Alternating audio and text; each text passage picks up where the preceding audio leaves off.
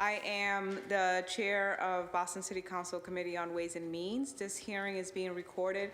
It is being live streamed at boston.gov/city-council-TV and broadcast on Xfinity 8, RCN Channel 82, and Files Channel 964.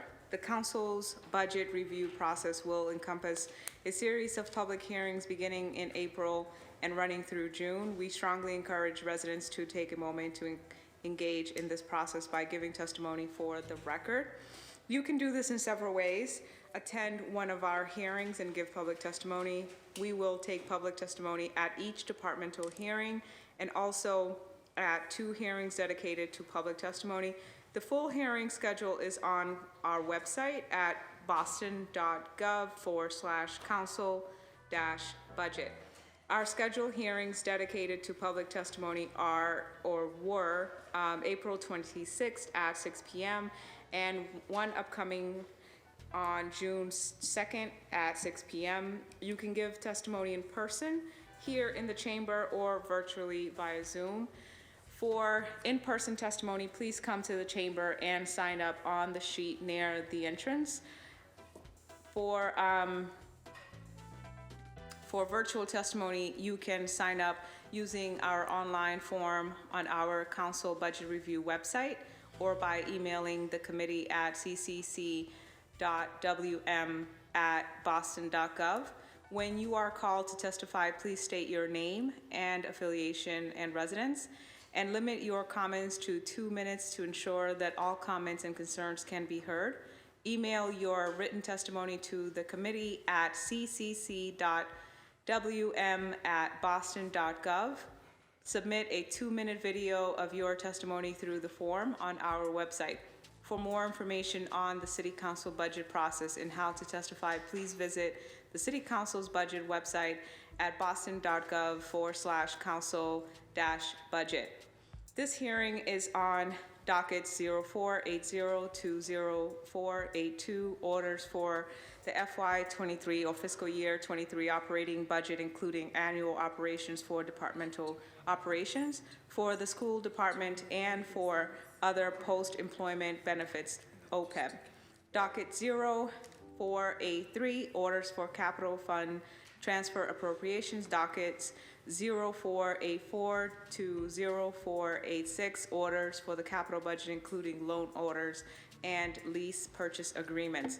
Our focus area for this hearing will be Boston Public Schools social and emotional learning and student supports, including behavioral and mental health, homeless education resource network, trauma crisis response, family liaisons, social workers, school psychologists, early intervention, and hub schools.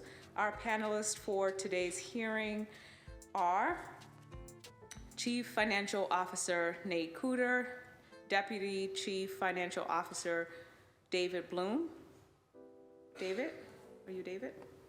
Sorry, David actually is here, but he's not on the panel this morning, or this afternoon, excuse me. Okay. Removing David. Deputy Superintendent of Academics. Nope. Drew Eckelson is not here either. Director of Athletics, Avery Esdale. He was at the hearing this morning. I'm happy to, you want us to introduce ourselves and then?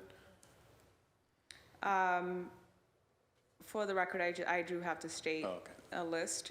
Executive Director for the Arts, Tony Beatrice. So I just have the same list. Okay. Acting Chief of Engagement, Denise. Okay. All of this needs to be updated. Assistant Superintendent. All right. So for the record, can you state your name, please? And position. Nate, I have you already. Great. Absolutely. Farah Asaraj, Deputy Chief Academic Officer. Thank you. Jill Carter, Senior Executive Director of the Office of Health and Wellness. Thank you. Brian Marks, Senior Director of Opportunity Youth. Thank you, Brian. All right, by now we all understand the format, and I'll explain a little bit about questions and answers. So for those of you who are joining us for the first time, we'll go first round, 20 minutes for your presentation, and then we'll go first round of questions from our counselor, from my council colleagues, and each will have 7 minutes to engage back and forth, and then second round, if there are any, if there's anyone here for giving public testimony and you've signed up, you'll be called up for 2 to 3 minutes for your testimony, and then second round, and I'll allow 5 minutes each counselor to ask questions, and then finally, I will ask my questions, and then third round in that order. If you are asked any questions that you are not able to answer at the time, we'll restate it for the record so that you can take your notes and respond. We would like for you to submit the answers in writing as soon as is possible, and then address it on record in the next hearing. In our previous hearing, we have asked that you return with a few questions. So if those things are repetitive for in this hearing, I will try to move along and just state in record that those questions are coming up for the next hearing. Okay, and so without further ado, I'd like to thank everyone in attendance to be here. If this is your first time, enjoy the ride. No. Okay. If this is your first time here, thank you so much for taking the time to joining us today. My appreciation to BPS staff, again, for being here, for the work that you're doing, especially when it comes to social emotional learning. Personally, I dedicated 10 years in working with behavioral health. I was a intensive care coordinator, so certified to assess, certified in CANS and helping children with wraparound services. I was also an intensive care foster parent, which also meant that I had to be extensively trained in behavioral health or other services. So very passionate about this topic and looking forward to engaging with you. You have 20 minutes for your presentation. Thank you. Thank you so much, and good afternoon. I don't think you could have teed us up any better for this conversation, both from your personal experience, and also I know that this is something that's close to you, so I appreciate that, and many of the counselors who are here share the same commitment. What we want to talk about today is social emotional learning and supports, and so we have with me a few people here at the panel, but we've also brought our team, because what you'll note is, and what you're highlighting is the need for us to coordinate a number of different systems and services to best meet the needs of students. And so this work is not easily represented by a single department, division, or team, and really takes coordinated effort from all of them. So I want to thank them in advance, and you're going to see us calling down people as appropriate, because we want to make sure that the questions answered by the actual experts and not me trying to do a poor approximation of their work. We, of course, have outlined 3 core issues that we're taking on: mass core participation, academic outcomes, and our quality guarantee. But what we know from before the pandemic, and certainly was laid to bear throughout the pandemic, is that mental health services and social emotional learning is at the core of all of this work. Because if students aren't able to authentically bring themselves to the classroom, then we have no chance of engaging with them in authentic learning. And so that is the spirit with which we're starting our presentation today. It is core to the act of both returning to school and recovering from the pandemic that we've just gone through as a collective organization and as a city. And of course, when we've reimagined the future, it needs to be reimagined with social emotional learning and supports embedded in that. With that, I'm going to turn it over to Farah Asaraj, who will take us through the remaining part. Thank you, Nate. Thank you, Chairwoman Anderson and City Councilors present with us today. This is a topic at the heart of many parents and families, as well as educators.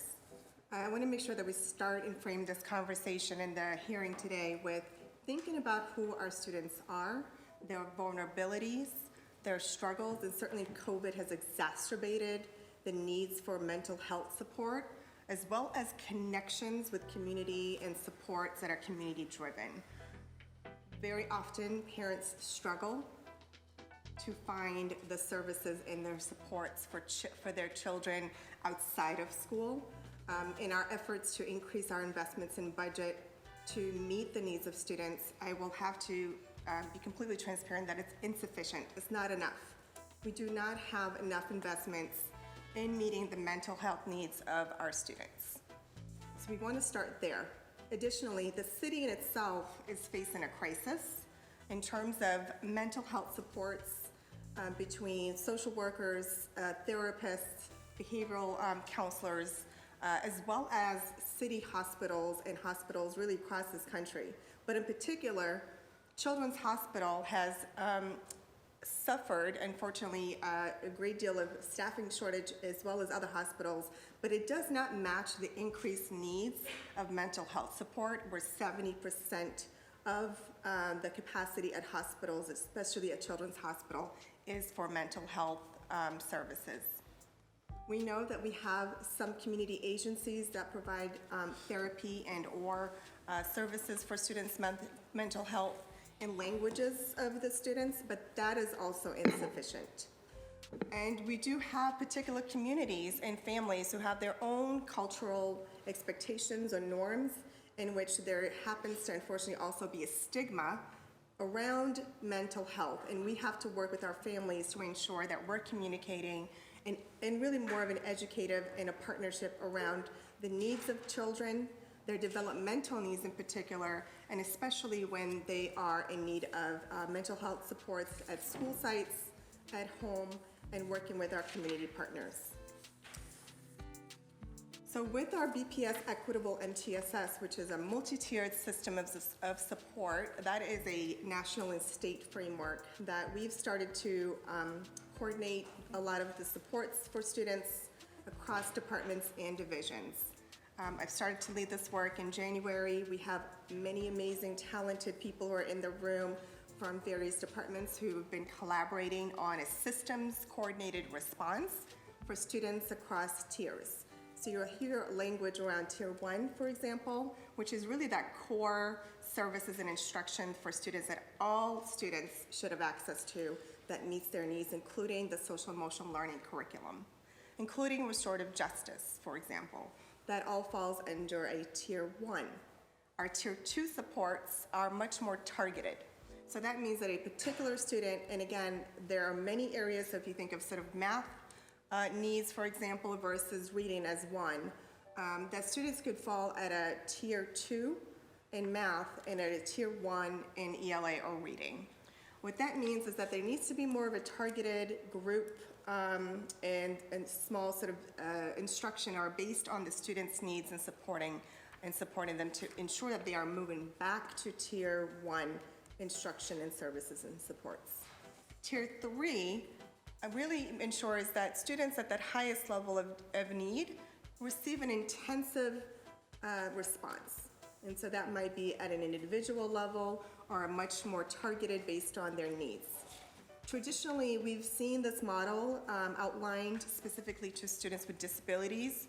We are no longer framing this as a response to intervention or a students with disabilities framework. And that is one of our barriers in the system, is to ensure that all students, including those who are advanced, including those who come and arrive at our district with 5 languages, receive the supports that they need based on the instruction and the services. So our coordinated response also ensures that we are taking into context our communities, their assets, and the wealth of resources that they bring as they've navigated the system, as well as Boston as a city. And with that, ensuring that the racial and linguistic equity is at the center of our work, and that our most vulnerable students and vulnerable in terms of needs, as well as tiers, are supported, and that there's an intense focus on ensuring that we disaggregate the data from where our baseline is in terms of what we're doing and supporting for services, in addition to what are the outcomes and expectations that we are going to hold ourselves accountable to as a system. So this is a shift in the framework in terms of also ensuring that we create a healing centered approach My hope and vision is that we have a healing center for our students, families, as well as our educators in the city of Boston. And on that note, I just want to, before we move into the list of the offices who are part of this cross-functional work, is to really outline that the needs are great for our educators who are also holding the responsibility for teaching, learning, and supporting students with their social emotional learning needs. We also have to identify what are the supports for educators and adults and their own mental health needs during this COVID, and it's certainly as we move ahead in our planning. And so we'll be glad to share some of the SEL adult transformative work with you, but there's a greater need that we're seeing that educators are tasked with, in addition to our schools, with our students and communities that we've been able to identify, and we certainly see. So our cross-functional team works collaboratively on many areas, including development of professional learning, supports. Our vision is to create a data dashboard that speaks to the entirety of the whole child services programs, as well as evaluating the effectiveness of our programming and services that we offer at the district. That is our vision and our intent to start that work next year as we start to build out the framework this year and working with our schools. So just briefly want to highlight some of our work at the Office of Health and Wellness. There's a lot of information here, so we'll just sort of pick one office. Again, we are representing many, many offices and divisions.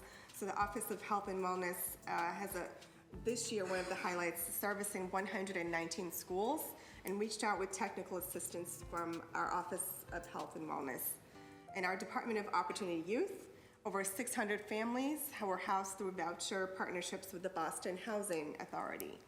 Our behavioral health services, over 1,600 students received individual or school-based crisis support. And Succeed Boston has been doing tremendous work, and this year they've trained over 1,200 staff in restorative practices.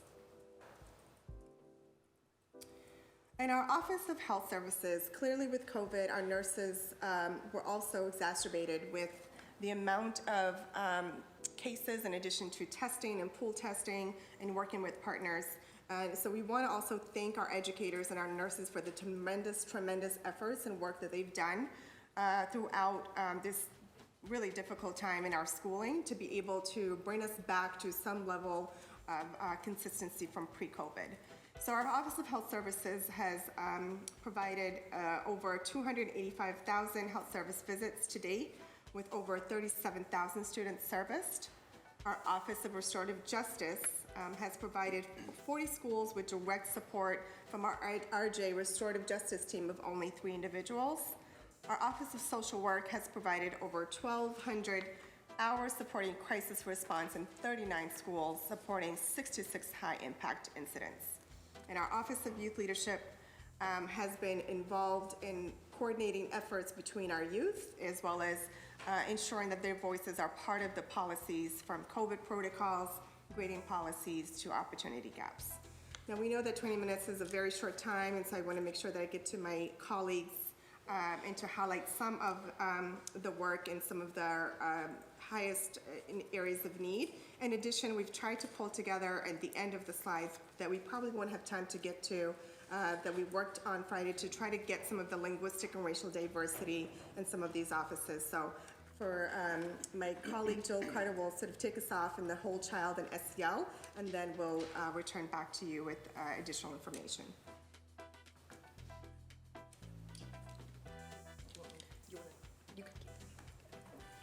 Good afternoon, counselors.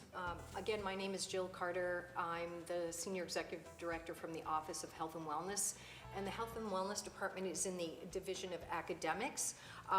The office has 4 teams: social emotional learning, health education, physical education and physical activity, and wellness policy promotions and the evaluation team.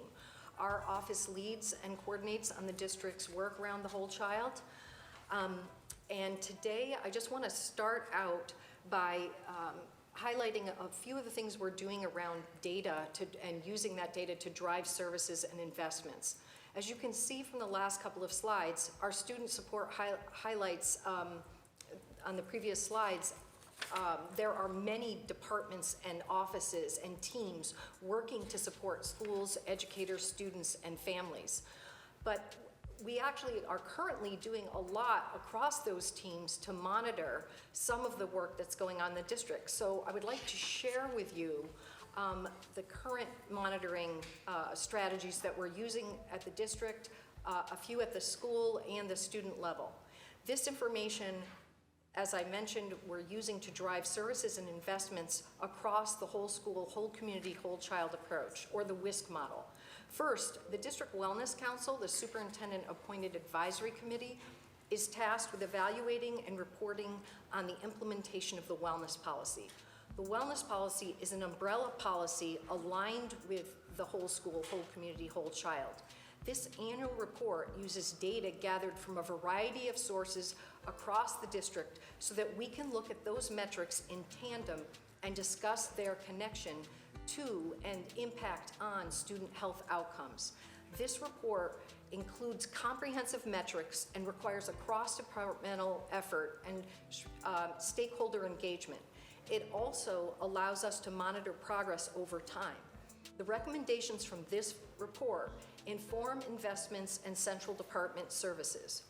We also want school and school superintendents to know how individual schools are doing with the implementation of health-related policies. We provide each school with a school wellness report for internal use that indicates their self-reported status on key policy metrics in each area of the policy and how they compare to the overall district average. Schools use this information to write their annual wellness action reports. Central office departments have access to these reports and use them to inform their school-based supports. Finally, we are monitoring student data through many different data sources. The CDC Youth Risk Behavior Survey for middle school and high school provides district-level public health data that allows us to compare Boston student experiences to state and national data over time, and is used by the Boston Public Health Commission and many community partners. Health Services SNAP nurse data and district-wide school climate surveys can provide district and school-level information. Behavioral health services and health services data provide student success teams with valuable student-level information. Triangulating these data sources informs the city, district, and schools' investments in many of the services that you will hear about today. Our experience over the past 2 years has reinforced our commitment to create safe, healthy, welcoming, joyful, and culturally and linguistically sustaining school environments that foster each child's cognitive, physical, social, and emotional development. This commitment is rooted in an understanding that students' health and well-being and positive development are directly linked with academic success. In the BPS strategic plan, we outlined our commitments to adopting anti-racist practices, eliminating opportunity and achievement gaps, and accelerating learning. These efforts depend on our capacity to address both the health and social challenges our students face, such as hunger, chronic illness, physical inactivity, and poor mental health and sexual health. BPS continues to invest in various elements of the WISC ecological model to make sure students have the services, the support, and the educational instruction to be healthy now and for their lifetime. Every member of the BPS community plays a role in supporting the health and wellness of students. We can't do this work without engaging with families and community partners in continuous improvement through an anti-racist lens. The stars next to the elements of the WISC model highlight the areas that have received investments over the last several years and or will be receiving investments for next year. This includes mental health specialists, counselors, nurses, family liaisons, social emotional instruction and climate, health education, physical education, and employee wellness, all of which play a critical role in supporting the social, emotional, and physical well-being of BPS students. The next 4 slides will outline the investments for the FY23 budget. Thank you, Sarah. So first, whole child instruction, which is the academic instruction components of the WISC model, is critical for building the knowledge and skills students need for their health and well-being now and for their lifetime. Physical education, health education, and social emotional learning will receive ESSER investments over the next 2 years. This will allow for us to expand access and improve the quality of these programs. We will invest in instructional coaching and educational materials in all 3 areas. We will also be able to hire 3 more centrally funded PE teachers, 3 more centrally funded health ed teachers to share across schools. Mass core investments will also support in hiring additional PE teachers. For the first time next year, every single school will have a physical education teacher. I'll pass it on to Brian Marks. Oh, I'm sorry. I will not pass it on to Brian Marks. I'll pass it back to Farah. And so to continue this trajectory of sort of what is the student experience, families, and communities they belong to, we have implemented a Hub Schools Boston Community Hub Schools, strategy model that has been in the works for many, many years. And our director, Renee Amalati, has been doing tremendous work this year to hire Hub School coordinators for the schools that have been selected and working with them.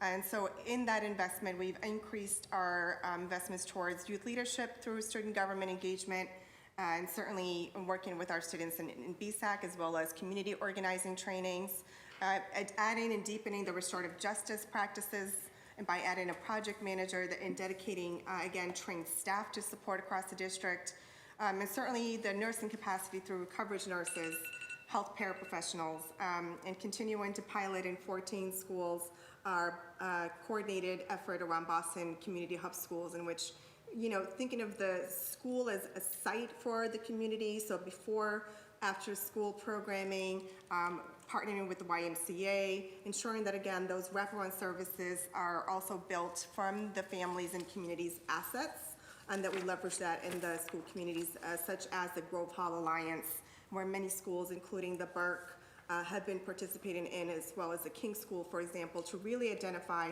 what are the community resources and assets, and how do we leverage that across our schools and working with our students and families. And just, we're out of time, so I want to be conscious of that. And the next 2 slides are related to the mental health counseling and social workers. We've invested $16 million in social workers, $8.1 million in family liaisons, $0.9 million in nurses, and an increase of $0.5 million for school psychologists. In addition to adding $10 million for academic counseling in pre-K through 8th grades. And our Department of Opportunity Youth, if we can spare 2 minutes, and our Brian Marks can just quickly share some of the highlights for that department. Sure. Good afternoon. Again, I'm Brian Marks, the Senior Director of Opportunity Youth. Through Opportunity Youth, we support some of the most vulnerable students across the district. This includes students who are experiencing homelessness, students who are in the care of the Department of Children and Families, students who have barriers to consistent attendance in school, as well as students who require instruction either at home or in the hospital due to a medical or psychological diagnosis. We also provide additional support services for youth among our high priority student groups. Among our investments, through our Homeless Education Resource Network, which is a district-wide partnership that has a homeless liaison at every school across the district as our key contact point to support students and families. We've invested $1 million in a groundbreaking partnership to provide housing vouchers and stabilization support with wraparound services in partnership with Boston Housing Authority. Through this partnership, we've been able to provide wraparound services, housing search assistance, and we have housed over 600 families in the past 2 years. We are also going upstream to prevent homelessness. We've invested $1.5 million in emergency homelessness prevention assistance with case management and wraparound services. We're budgeted to serve upwards of 150 families annually over the next 3 years through this program. We've invested $2 million at the school level. These are school-based investments to build capacity to support students experiencing homelessness. We work directly with school leaders and school homeless liaisons to help them build a local ecosystem around homeless support for students who are instably housed. As it relates to attendance, we've invested at the school level with $600,000 to provide school-based capacity building grants so that schools can reduce chronic absenteeism. We provide guidance and frameworks as well as tools, resources, and professional development to help schools implement projects to reduce chronic absenteeism. We also partner with the Division of Academics, and we've expanded the academic mentoring program with an additional investment of $1.5 million. Specifically, we focus on our Opportunity Youth students, or students who are among our high priority groups.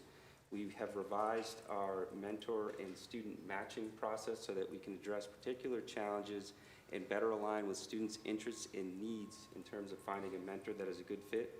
Our overall focus is removing barriers, expanding learning opportunities, and providing enhanced support services that are essential to meet the needs of our most vulnerable students. Thank you, Brian. And I just quickly will just show the slides. I know that Council received the slides late, and we apologize again for not having the advanced copies, but we do have some statistics here on the demographics of family liaisons, as well as behavioral health services, as well as social workers in that data in terms of the racial and linguistic makeup of those staff.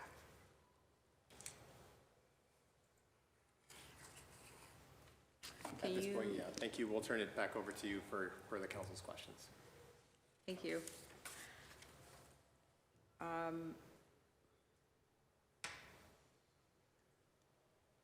Can you go back to the slide on family liaisons? Absolutely. Can you finish? Thanks. Thank you. So family liaisons, this is the first year in which there is a family liaison in every school. We think that this role is critical because the purpose is really that every school will welcome every family and every student and actively engage them in student learning and whole school improvement. So family liaisons have played a critical role this year, and they've also engaged in a lot of PD across the district to really work with our social workers, for example, as well as understand impact of mental health and social emotional learning in a classroom. And one of the amazing assets they also bring is their linguistic diversity. And so as you see here, we have a variety of family liaisons, but certainly they are the most linguistically diverse. And so they are providing family support as well as working with schools in terms of identifying needs that students have as far as an intake at a school level, an intake process, connecting families with resources in addition to summer program. And I understand that we obviously need to do more outreach, but they have been a critical partner in ensuring that we communicate and ensure that the opportunities that exist in the BPS are shared in the languages of the families, as well as really coordinating the what we call the Community Equity Roundtable at the district. There's a school-based equity roundtable, and many have been a huge support for ensuring that there's an equity process at the school site, as well as working with school site council in terms of decision-making for programming, as well as funding that is at the school site. So family liaisons, we certainly have seen that they've supported in many areas, and will continue to develop their capacity as well in the district. Thank you. Absolutely. We'll do it a little different. I have some questions, and hopefully it helps to guide the next series of questions that you'll get. So I usually wait, is what I'm saying. I want to ask my questions. So for family community assets, you mentioned leveraging to work with our schools. Have we identified those assets?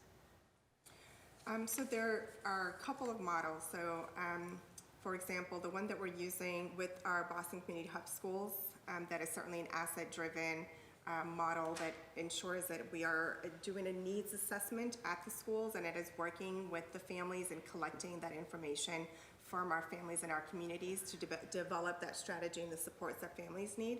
So that is one way in which we're employing the community assets and model. And the other is By identifying the need? Both, right? So like the needs assessment as well as what are the cultural wealth and ways that families also provide resources and/or ways that they can be an asset to schools. So I think really moving away from a deficit lens in terms of what families and communities bring to what is it that our families and communities also bring to our schools, and how do we actually engage them differently in our schooling. So that is part of the community schools, hub schools model. In addition, we're also employing that with the MTSS. And so in that work, sort of thinking about. Does this live on a survey? Yes, so there's survey, there are meetings, there are community engagements, so the hub schools work. And I think, Renee could certainly sort of move deeper into how they've engaged with the families with the survey. But the community, the Boston Community Hub Schools needs assessment is through a survey. Thank you. How many families does each liaison support? The ratio of. Currently, the family liaisons are allocated one per school, so it depends on the size of the school. And I'm going to look to David if there is also an escalation based on the number of total enrollment as well. Do you have liaisons, and I remember asking you this before, is it liaison and FCOCs, or is it just liaisons or?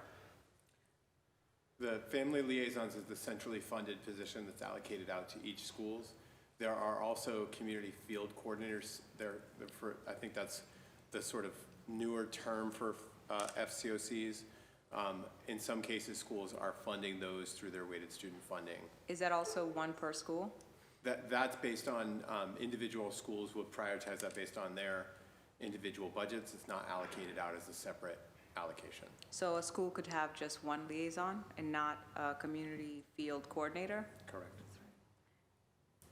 And then you mentioned that it's wraparound, right? That you're approaching this with a lens of wraparound, strength-based, trauma-informed wraparound, right?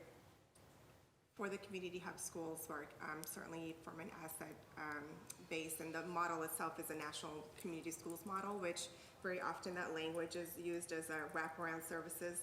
The idea is that at that school site, what the needs of the families, what the needs of the educators, the needs of the students, that it's more of a comprehensive resource base, and so that many of the hub schools coordinators will coordinate, for example, services at the school site.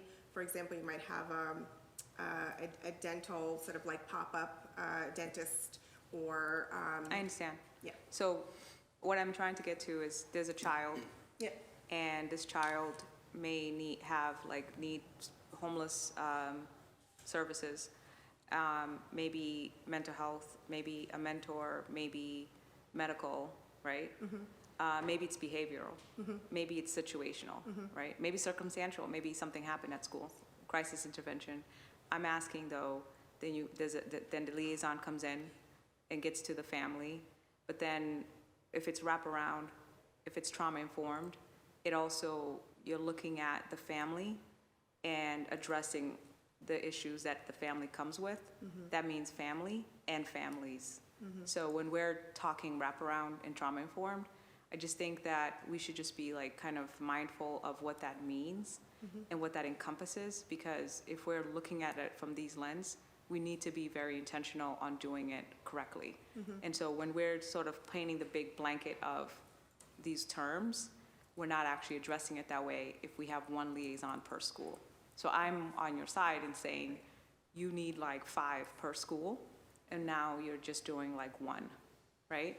And then you probably need a field coordinator per school, and you're saying some schools don't have it. Yeah. That's all the questions that I have for that.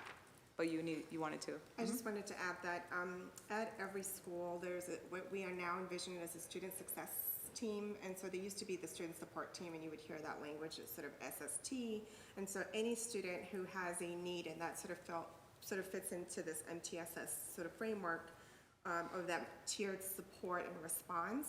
So family liaison is a part of that, social worker would be a part of that, really anyone who's providing those services and sort of thinking of like what are the supports and services, but engaging families in their experiences And so that is the part of the revisioning this work, so that we are communicating. Which experiences, though, in terms of how they've been engaging with school, or in All terms it. of? So both from their perspective in terms of their child, as well as home, as well as their needs from a family, so as a parent, for example, what their needs might be in terms of supporting that student. So that team sort of takes that information. We're working to revision this process next year. And I don't mean so- to cut you off, but, okay, so the child has issues, the liaison is addressing referrals, so you're calling Wraparound basically referrals to services and plugging family into those things. But then if the child needs like academic supports, then is the liaison also doing that? So it's not really the liaison's role, it's the student success team, and so there are individuals, and so the academic portion, for example, would be through the teacher, and then the family liaison would be working with families, for example, so their role would be to support the family to ensure that their experience as well as their needs and some of the challenges they may be experiencing at home are part. But I'm trying to plug all of the plugs, and I have only 1 minute left. So there's a child, family liaison, possible social worker if they need services. Definitely. Are these social workers paid by the school?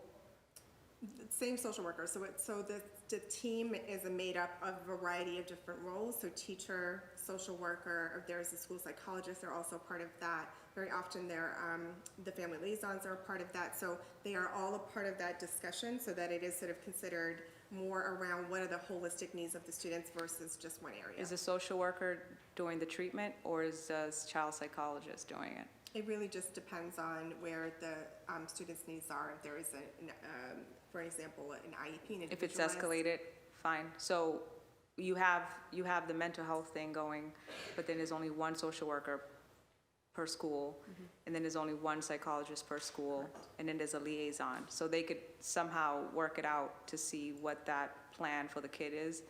But I'm asking then, with the liaison, who is coordinating? Who's the umbrella again? It's whoever's facilitating that, so student success team is the communication, sort of brings everyone together, and then there is a communication with the family to bring them to the meetings, to have the discussion around the students' The needs. student success team is comprised of what? It's a team at every school site that will have, so right now we're working on norming those expectations in terms of who is at the table. So it's not, I can't say that it is across the board where every social worker is at the table and every family liaison, but that is the expectation moving forward. As part of the MTSS, there is a student success team subcommittee that's been working on guidance, as well as visiting about 30 SST, what we call SST teams, to really look at the variability within how students are being referred for support, for example, how families are being engaged, and how the student experience in itself is brought into the center of the SST process. And so it's less on sort of the educator seeing that there is a need, and more on the educator as well as the adults to really be reflective. And so that what are the core, when we sort of think of this tier one, what is happening at that level? What are the supports? What are the services? And so we are trying to really push on the educator and the adult reflection and response first. And then certainly centering our students and family voices. That has not been a historic part of the process. What do you mean reflection and response? So like training them how to crisis intervene? So for example, if there is a lesson, how did the teacher adjust the lesson to ensure that the student was able to master that skill and or that standard versus the student is not making progress in this area? Thank you. Can I, We are joined, sorry, do you want to add to that? Yeah, I just wanted to quickly clarify in terms of the overall allocations. There is one family liaison per school. The other positions that we've referenced as part of this total support system are allocated both on an enrollment basis and an increase. So for social workers, every school has a social worker, but then they range based on enrollment and need at the school up to 4 social workers centrally allocated.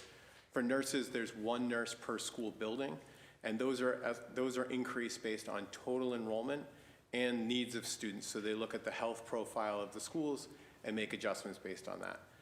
So it's Did not you say you want to increase the social worker from 1 to 4 per school? No, I'm saying that there are some schools that have 1 social worker, and there are some schools that are much larger and have higher need that have 4 social workers that are centrally allocated So it's not just one per school, it's also based on total need profile. Okay, sorry, counselors. What is the determination? How many families per social worker? How many families per liaison? How have you determined that? So ours is based on the number of students in the school and the needs of those schools, not based on the number of families. So for social workers, it's 1 per 250 students. Low income, students who qualify for low income under our direct certification. For nurses, it's based on, and actually we have the teams so we could ask each, some of these include a number of factors that are harder to quantify, but in terms of nursing, we have, We have that here. oh, It's up on the slide. Do you mean that if you're not low income, you don't qualify for a social worker at the school?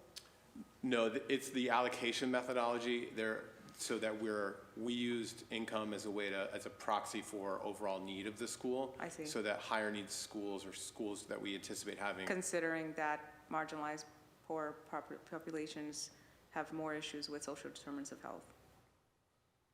That's your logic? Yes. Yeah, okay. So that's fine. Can we come back to this, please? Sure. I have the numbers, 250 students per social worker, but it's actually- also based on, no? Sorry, and I just want to point out, they're on the last 3 slides on your packet. The 3rd bullet down, I have for nurses, 1 nurse per 313 students. Which slide? Sorry, so this is behavioral health side, 18 if you have it numbered on your side. But the 3rd bullet down is 1 nurse per 313 students. Social work, behavioral health, okay? And then the next slide is the social workers, and so that is 1 social worker for every 304 students. Not 250? That's based on, I think the ratios that you're seeing here are the averages across the district. by total. And then I was referring to the allocation methodology, and this is how it plays out in terms of Okay. the average across the district. So we just basically took the number of staff based on these roles and looked at the total number of students and just divided, that's how it would just. Average, got it, thank Right. you.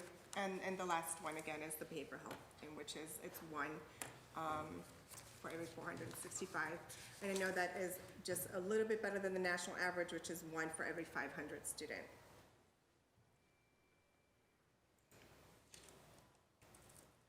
Okay, thank you. I'm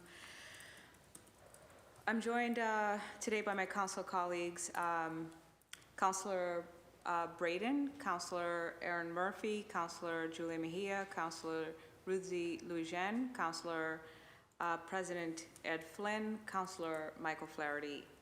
Councilor Braden, you have the floor.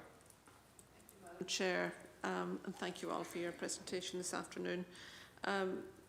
I really love the hub school model and how effective it can be in coordinating and building capacity and really supporting our students as best to their best possible. How many hub schools do we have? Currently, we've hired for 11 positions, and we are hiring 3 additional positions. So we've had, for example, the Gardner School has been a long time hub school, community schools using that model, and they've had their own hub schools coordinator. So we do have some positions, and I'm sure Renee has the exact number. 14. So it is 14 hub schools coordinators that we've sort of considered and designated for those schools. So is that the grand total of all the hub schools? We have 14 hub schools in the city? At this time, yes. At this present time. I'm going back to the physical education. You're hoping now to have a PE teacher in every school, and is that through the whole way from the K1 up through K12? Yes, that would be every school. Every Right. school? Yep.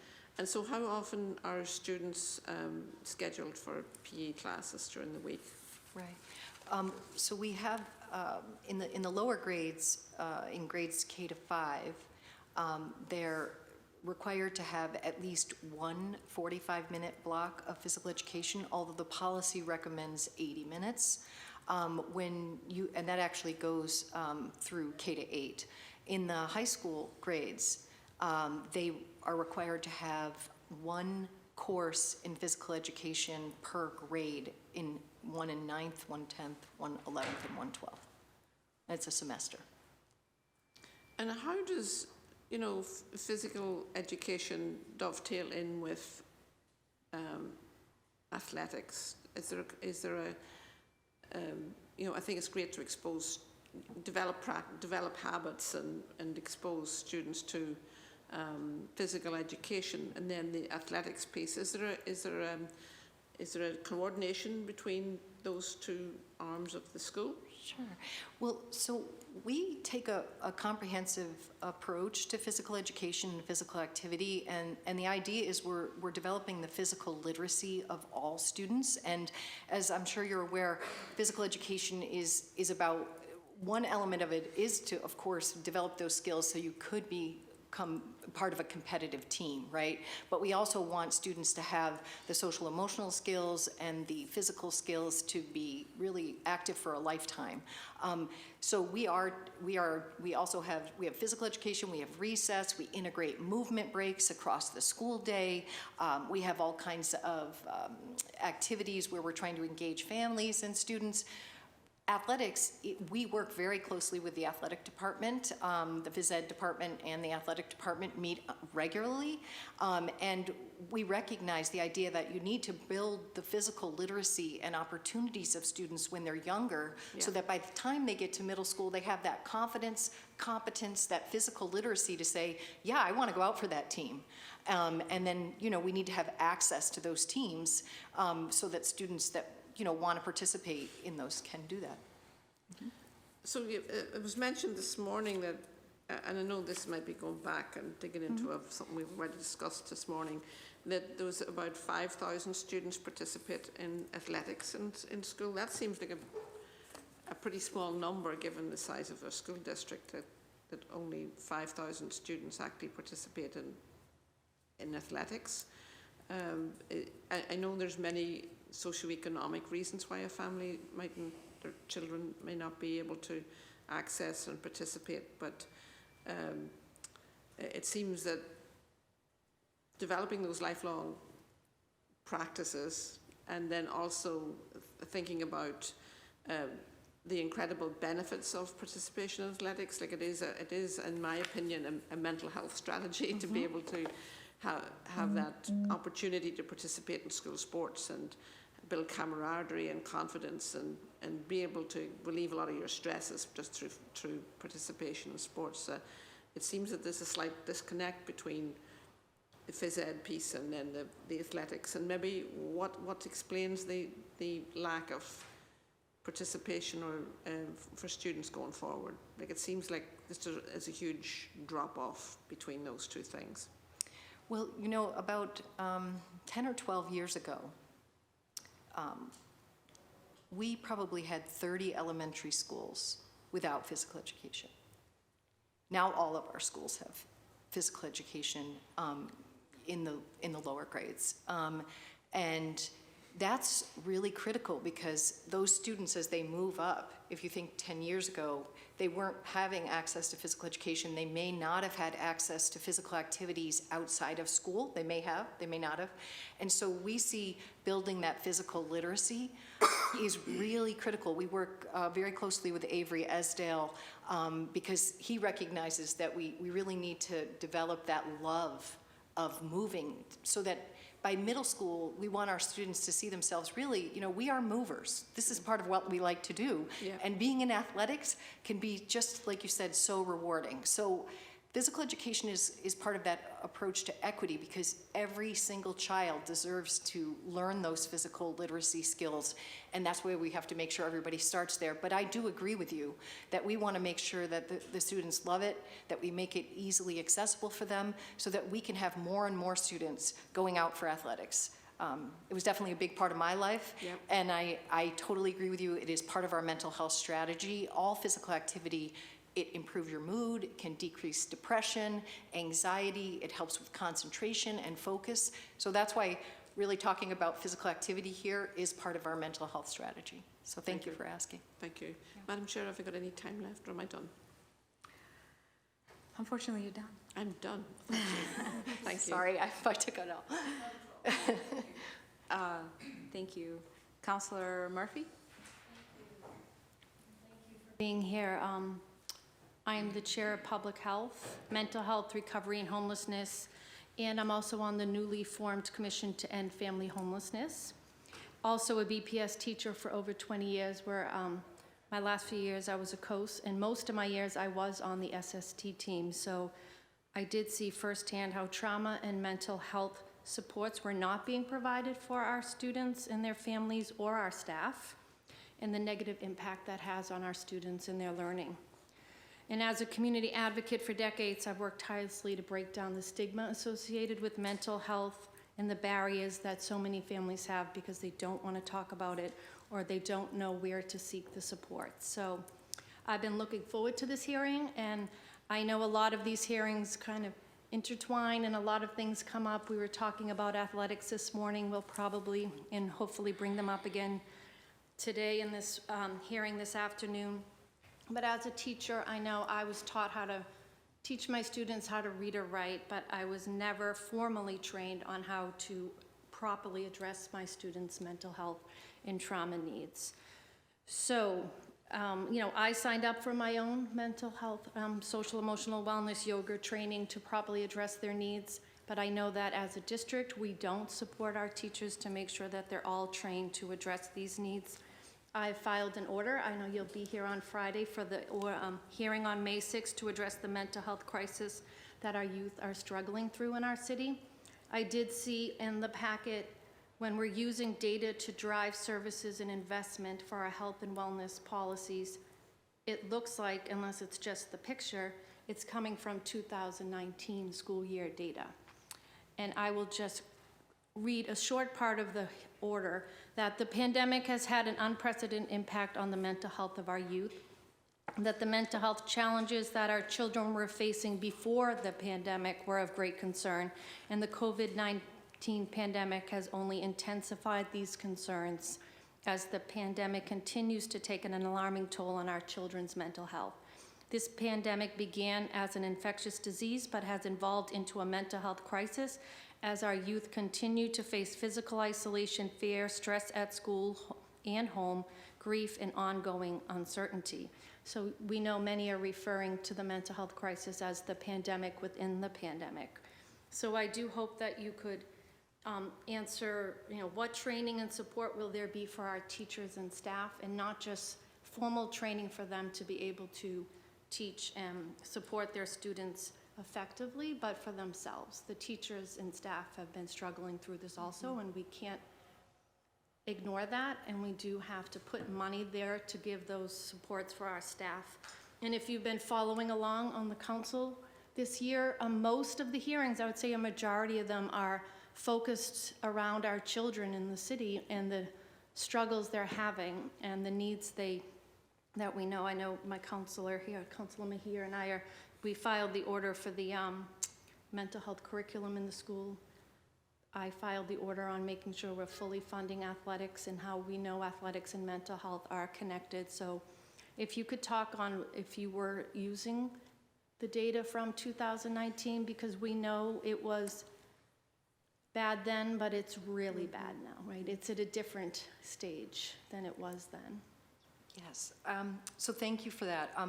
So just to clarify the data, we complete the youth risk behavior survey every 2 years. Mm-hmm. And so there was a delay because of COVID, wouldn't allow us to get that data until this past fall.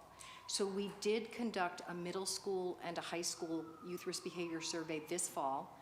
And we expect that we'll have the middle school and high school data available very shortly. The CDC expects it to get to us in the next week or two. So, but I can share with you, again, depending on how much time you want, a few data points from 2019, which, as you said, were already Not, yes, alarming, Yes. exactly. So did you want me to? Sure, yes. Okay, give me just Time's up, please. 1 second to let him get. As you're looking that up, Jill, I wanted to acknowledge that the council's leadership and support in this area is tremendous, and that we appreciate the focus on this area, and that we know that it is a coordinated system of response from our city and our government and our schools. And I think, I hear Chairwoman say this often, that we are in this together and that we have to find our way out together, and this is one that we clearly need all of the supports. So just wanted to thank you all for leading in the mental health and really putting forth those orders and the hearings to push this forward. Yes, thank you, Farah. So in the 2019 results indicated a lack of school connectedness and perceived trusted adults. 42% of high school students did not feel close to people in their school. Notably, feelings of belonging and connectedness were significantly lower among students of color. Among middle school students, 44% reported that there was not at least one adult in their school that they could talk to if there was a problem. 35% of Boston high school students and 27% of middle school students experienced persistent sadness.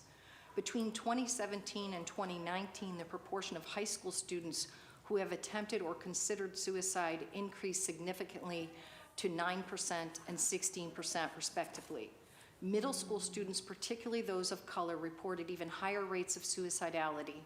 11% of middle school students reported having ever tried to kill themselves. What is more, sexual minority youth are particularly vulnerable to mental health related issues. Students identifying as gay, lesbian, or bisexual were 2 to 14 times more likely to experience depression, suicidality, and self-harm than their heterosexual peers. That's probably more than you, but we have other data. And will we have that updated data for the younger students also to be able to drive the budget where we want it to be? We only collect that data in the middle schools and high school data. So there are other data sets, though, I want to call out that the Behavioral Health Services Department has a number of tools that are more like screening, because these data, YRBS, as you may know, is really a high-level aggregated. It allows us to compare ourselves to state and national data. It isn't looking at the individual child. The screening tools that Behavioral Health Services had would be more appropriate for a particular student being identified. Thank you. So, yep. Thank you, Jay. Counselor, do you need more time? That's okay. Does, Thank you. just checking in, do we need a recess? We're good? Okay. For those who understand, you know why I asked that question. So in the respect of understanding where people are with these conversations, if anyone needs a break at any point or recess, please let me know. Councilor Mejia, you have the floor. Thank you, Chair. I think that this is, I would say, one of the most important conversations of the BPS budget. It is what determines whether or not a young person is going to do well in school. And while I appreciate a lot of the outcomes and data and return on investments around academics, I think it's important for us to recognize that unless our kids are well, they're not going to do well. And it's up to us to make sure that we are taking this conversation as serious as it needs to be, because we know that so many of our young people are struggling with their mental health and wellness, and this is not something that we can be irresponsible about, because this is on us. And I also wanted to say that it's also important for us to recognize that it can't just be BPS that deals with this particular issue, because we're all accountable. And every single time we come to this chamber and ask questions, we need to be asking about the social, emotional, and mental well-being and how that's being incorporated across all of our budgets. And that BPS should not be carrying it all, right? So just want to name that. So most of my questions are going to be in regards to the school year 1920 district wellness report, which Jill, you shared with us during a meeting on mental health and wellness last week. Obviously, there is some data that was collected before the pandemic, so I'm hoping to learn that we've made significant progress since that data was initially collected. And I want to read one of the stats in full because I think it's important to get on the record, given the recent events that are happening across all of our schools.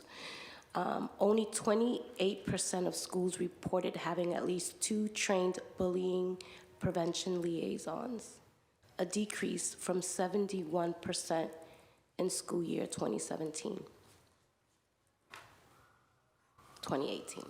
Further, compared to school year 2017-2018, the share of schools reporting all staff at their schools completed an annual bullying prevention intervention training decreased from 42% to 22%. While appropriation that said that a portion of that said that no staff were trained increased significantly from 7% to 39%. So we also know that in the data presented by the Lowell Sun, that Boston disciplines few students in comparison to how many incidents are reported. And we have one of the highest rates of bullying incidents reported across the districts in Massachusetts. Boston has one of the highest rates. My question is simple. What is our current budget doing to reverse the negative trend of schools being unprepared for mental health and bullying emergencies in their schools? Second question. Only 38% of schools report to have training to create a supportive learning environment for LGBTQ students in the past 2 years. I would like to learn more about what that training looks like and who does the training and why barely over a third of our students are doing it. I'm curious to learn about how BPS interfaces with the Boston Police Department. We've heard reports of parents going to the BPD when they feel their complaints at their schools aren't being heard, specifically around sexual harassment and bullying. So I'm hoping you can fill us in into what communication looks like between these two departments and what type of mental, social, and emotional support services these families are getting and how that communication is liaison between both. And then in regards to the community hub schools, I'm just curious about what the process was for selecting some of the schools, those 14 schools that were piloting, and how are you going to measure impact? And that's my first round of questions. I'm going to ask the Deputy Superintendent of Operations, Sam DePina, to join us to be able to take on the first set of questions around safety services and coordination with the Boston Police. In terms of the hub school selection, do you want to take that, or Renee Anamade is, I think, going to come down and be able to talk about how we selected the initial pilot schools for that?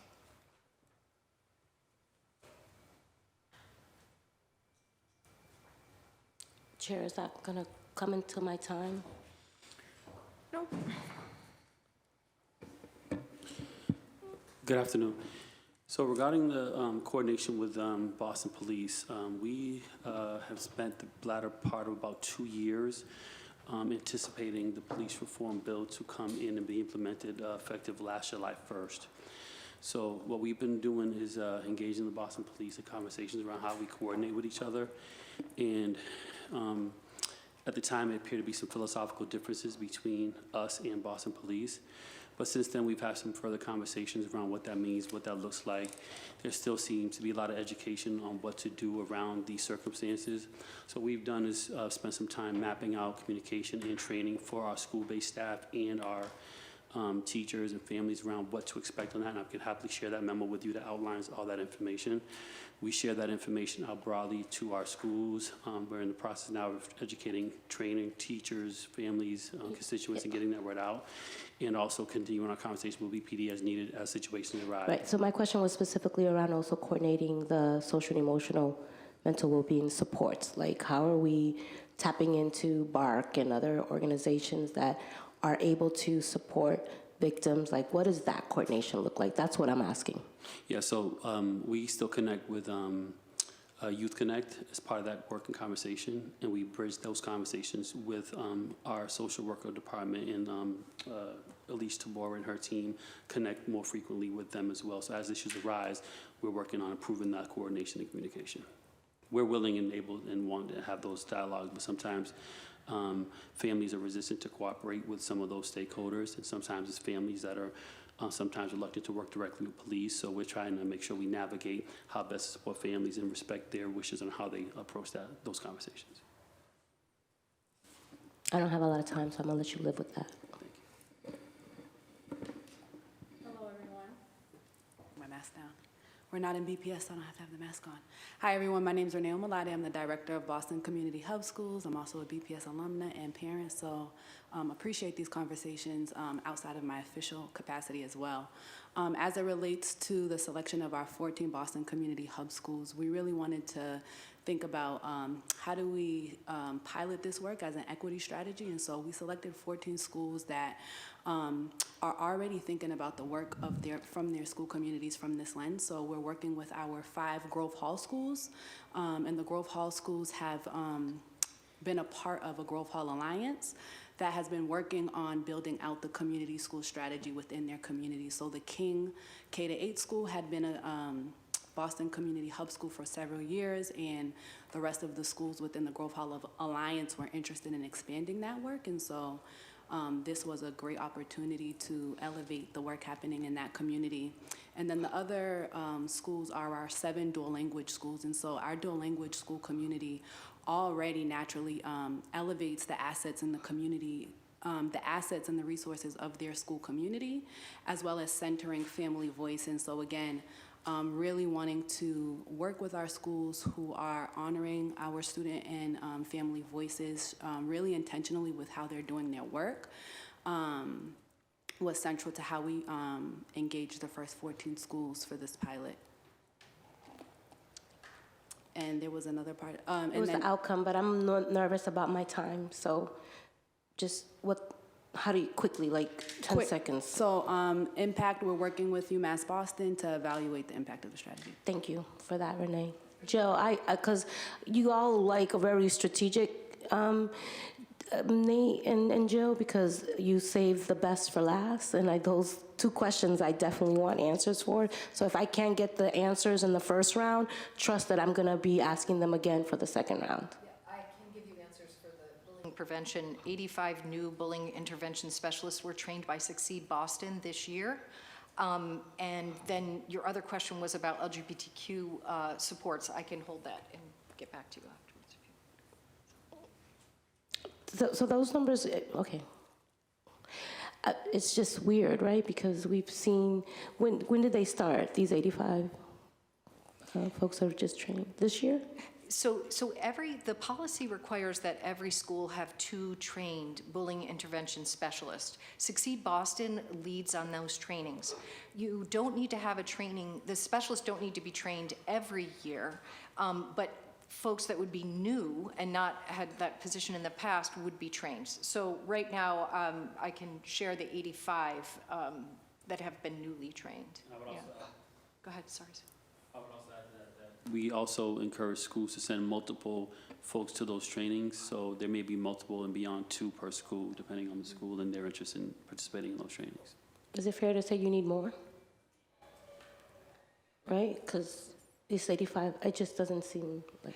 Well, the liaisons are trained to understand the protocols related to bullying, but what we want to do is that have every teacher and every staff member in the school understand what bullying is, what we need to do to prevent it, and how they can contribute to make sure that happens. So this is just the liaisons that are targeted with really understanding the protocols on reporting and such.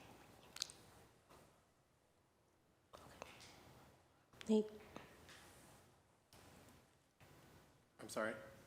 that's it? All my questions were answered?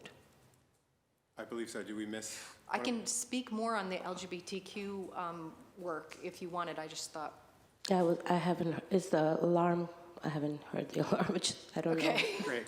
I don't, So I reset it and gave you another minute. yeah, no, I want to be fair.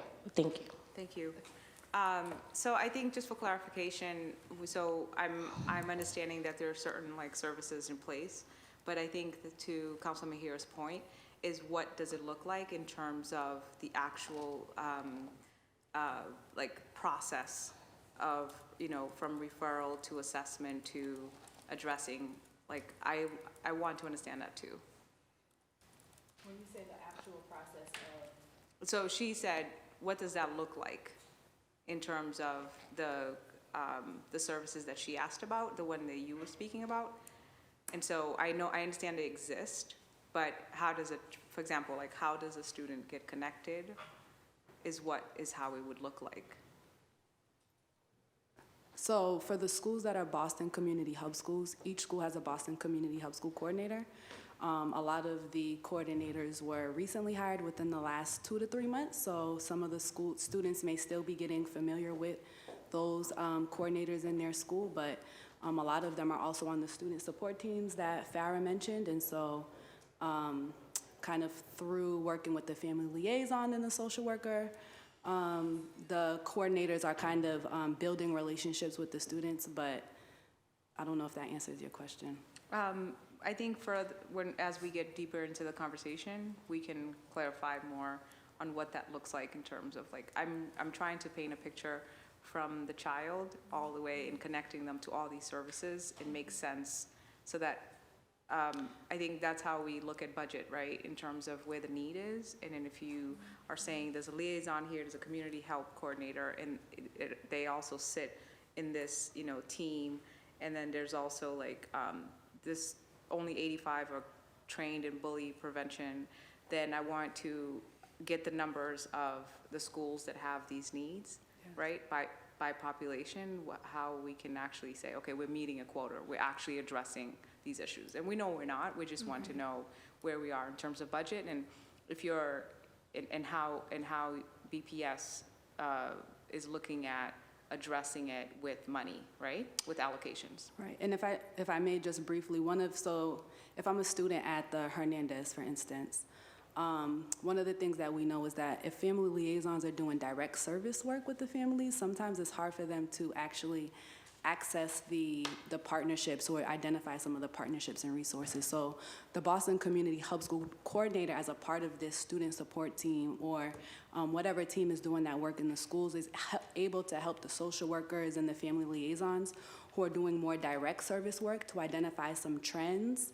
and to kind of help identify what are the services that can support the child from that level. So whether that's a mental health agency that needs to come into the school, or maybe it's a group of parents who, you know, all know how to do Zumba and the kids need exercise, and we're like, okay, maybe we have these parents who can do Zumba at the school, but it's really allowing folks who are doing direct services to not have to do some of that partnership allocation that they may not have time for.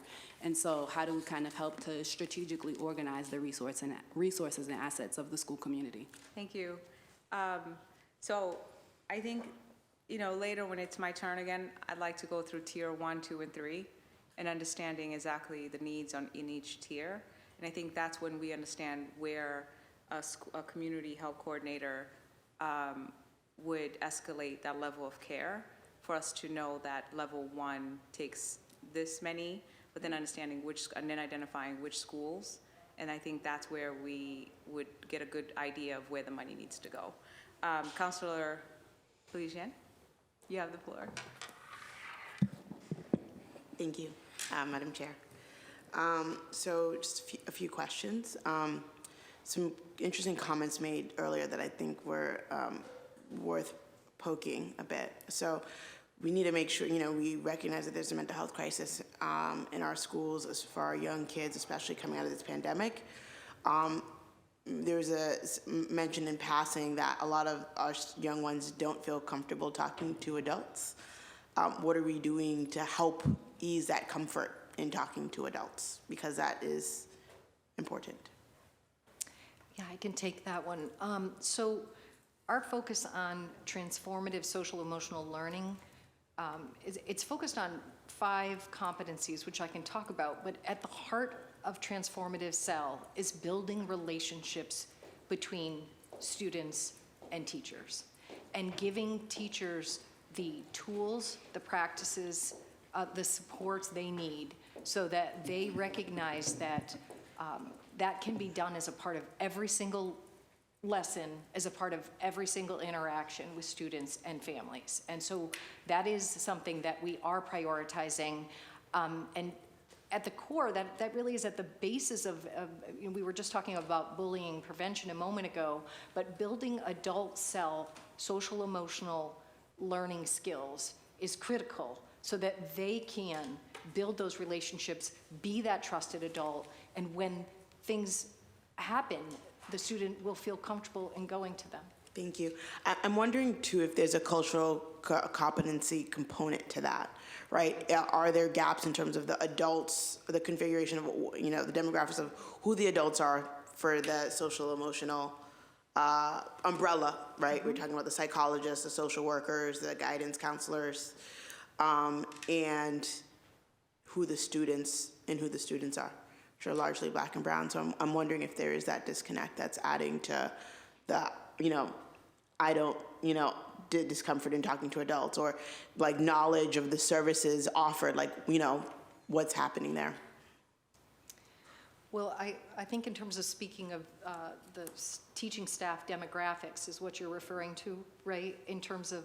When you say teaching staff, are you including the guidance counselors, social workers? Is that what you mean? Well, I meant teachers specifically, okay. but I guess I'm just looking... You can answer both ways, Yeah. both to the teaching staff Yeah. and to the cadre of, staff. yes. Yeah, Yep. well, I think that, I think you raise a really important point, and part of the work around SEL is definitely to make sure that it is culturally responsive, but definitely acknowledging that we are prioritizing increasing the diversity of, and that's racial, cultural, linguistic, across the board in every single type of staffing position that we have. Yeah, I think that's critically important. My guidance counselor was a Black woman like me, who understood everything that I could bring to her, whether it's my parents didn't go to college and I want to go to college, or issues of, sexism or colorism she understood. And I just think it is important that if we are seeing that disconnect, let's also make sure that we are, putting all of our muscle behind the cultural competency. And I think the chair brought it up, the issue of, do we require credentialing, for example, from our family liaisons? No? Okay. But we do, obviously, from our social workers and from, yeah.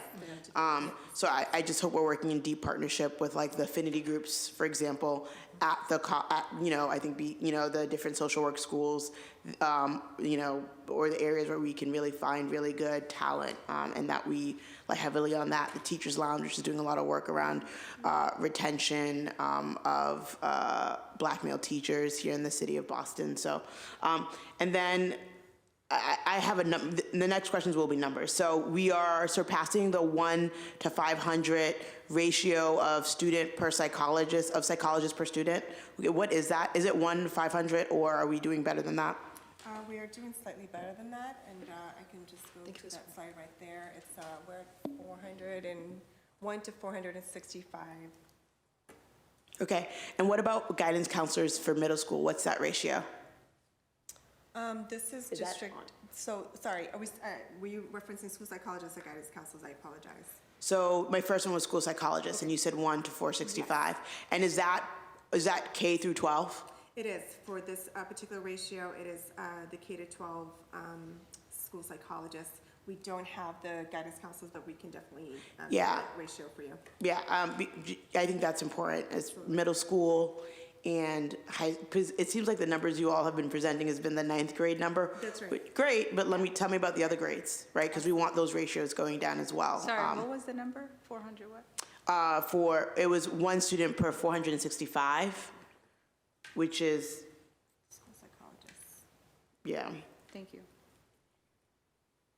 And then, I guess, and so I want to know those numbers. It sounds like, 1 family liaison per school, social worker, it's 1 social worker per 250 students, guidance counselors, both on the middle school and high school level. And so these ratios are important, right? But they don't tell the full story, right? There are schools and environments, especially as we've seen, that need more support in light of sexual abuse, in light of, rampant bullying, anti-LGBTQ sentiment in a school that really hardens. And so I want to know about, from a process standpoint, if a school requests more support from central office, what does it look like to get approval, and why does it take so long?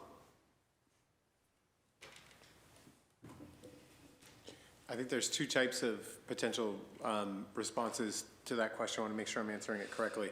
The first is a financial request to be able to expand the number of positions at their school, and the question about why it takes long. The second would be how do we deal with sort of crisis response and allocation of our existing central resources in a moment where we know that there are individual student needs or collective student needs that we're trying to address. I'm curious which is... Thank you for that bifurcation. The one that I care about in this instance is the first one, but you can also, if there's time remaining, you can answer the second, but the first one is more important. So for most of our allocations of positions and responses to schools, our budget planning process starts sort of in October and December when we're working with schools to understand their needs, and then it takes the spring for us to go through and make changes. I think it is a long process, but one that's done well in advance of the school year. I think that's what I'm saying a little bit, and maybe it's part of that second question. Mm-hmm. There's an issue that arises, right? And, or the principal is able to project that, this is an issue that's coming down the pipe, and we're going to need additional support, whether it's in the form of a social worker or additional guidance counselors, and it's not part of like a formal planning process. But maybe it's not like, front page of the Globe, mm-hmm. right? There are those in-betweens, and that's sort of where my question is trying to land. Yeah, I think the first is just the Farah said it sort of at the start. When we look at our overall needs of our students and the resources that we have for mental health supports, we've done significant and rapid expansion of those services, but I think it's not enough, and I think we need to do a better job of both. And by better job, I mean we need to both leverage community partners, as Counselor Fernandez Anderson has highlighted, and add more resources to be able to provide to our schools. I think this is an area we've done a lot of investment. We could do more. I also think that the answer to your question is a little bit in terms of crisis response and how we deal with that. Either I'll turn it over to Mr. DePina to be able to talk about that, and we can bring other team members down if we need to. Sure, thank you. And as regard responses go, we did build up a central office kind of team and structure where we can redeploy groups of people centrally to schools mm-hmm. and leverage and pull existing resources at schools to redeploy as needed.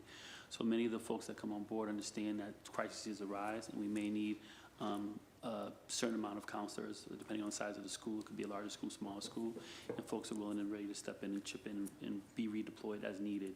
And we adjust their schedules. We work with the school leader that needs to both get the services as well as those that are releasing the services to go to the schools. Okay. I have, that's it?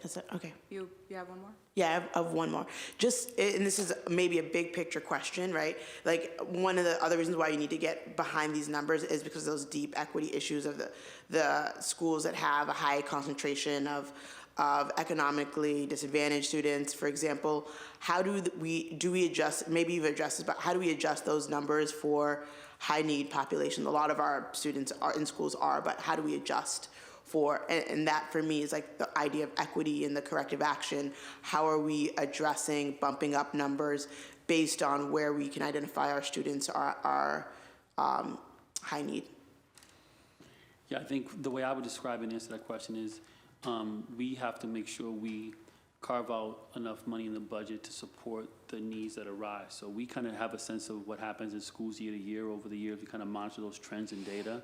And in looking at some of that data, we say, okay, well, we need more psychologists, for example, then we're committed to adding more psychologists. I know for years we've been advocating for that, and we're at that place now because of additional resources that this body previously has been able to afford us. So I think the conversation becomes what we need to continue to advocate for based on what we know, continue to look at where the discrepancies are, and make sure we level set and redirect resources where we need to as well.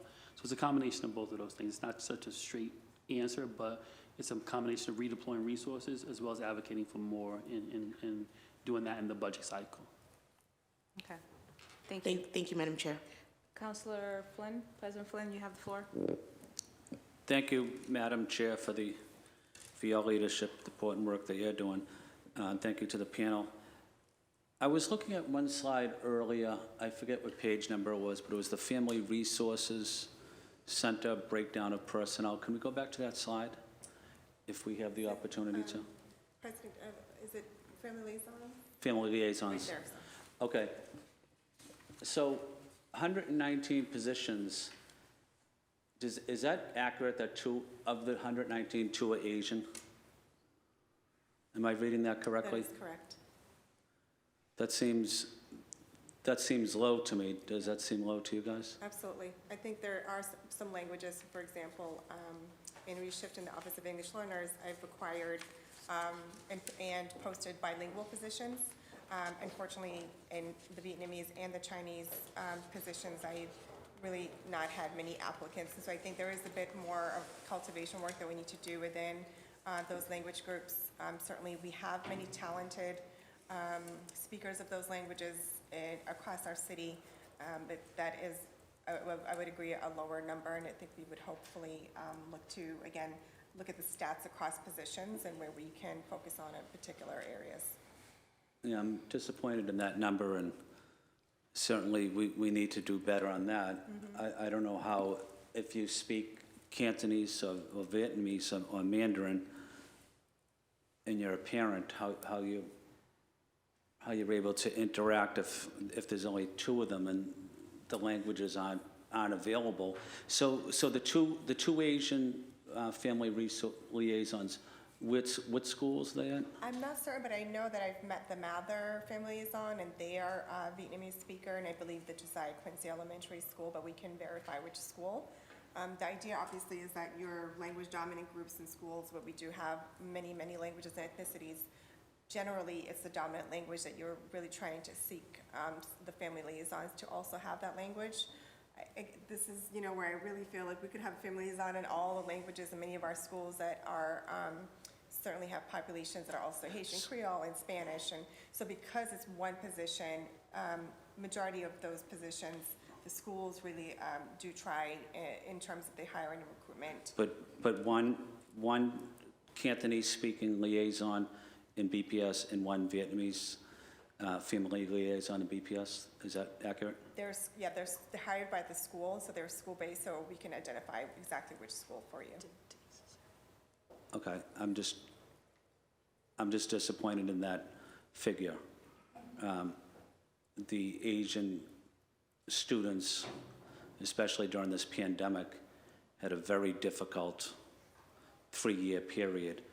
We saw a huge increase in anti-Asian racism, in bullying, hate crimes. Here in Boston, the most progressive city in the country, here in Boston, across the country. So I'm troubled. I'm really troubled by that one Vietnamese-speaking family liaison and one Cantonese-speaking family liaison. And we do have a few vacancies, and there is a recruitment effort to increase our Asian family liaisons. But again, it is also in conjunction with the particular school community and based on the needs of that school community as well. If I can answer that, Flynn, given your constituents, any partnership we can do with you and your office to help get the word out to your constituents with whatever channels you may have available to you, we'd welcome that opportunity to partner with you on that as well. We're definitely disappointed in that number, and we are greatly going to continue to recruit and continue to reach out. So if you have channels that would help us do that, we'd welcome the partnership. I'd be glad to do that, but let me just add, I have 5 people on my staff. 3 women speak Cantonese and Mandarin. The 4th woman speaks Spanish. It takes a while to identify someone that speaks Cantonese or Mandarin in the city. And, but I did it. I identified them. You have a huge staff here at the bowling building. It's up to you to go out and recruit and get these family liaisons that speak languages other than English. We're doing our students a disservice if we can't communicate to their parents, especially. Their parents might not be able to speak a particular language. So I already mentioned that I'm disappointed, but President Flynn, I just wanted to add that every family liaison has to work with all of our families, and we do use our online as well as our Lionsbridge interpretation system. It doesn't obviously account for that issue that you raised, which is crucial, that we need to increase our Asian family liaisons, but certainly there is an expectation, obviously, if you are a Spanish-speaking family liaison and the family is, Cabo Verdean or Haitian, that there is a translation interpretation system available. So how did we try to recruit Vietnamese-speaking family liaisons? What was our specific outreach to recruit them? Maybe Denise Snyder, if I can ask Denise to answer that question.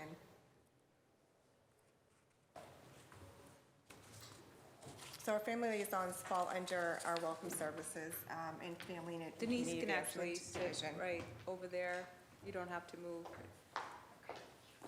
Thank you. This is one bucket of area where we have so many different departments, and we appreciate you opening up the floor for us.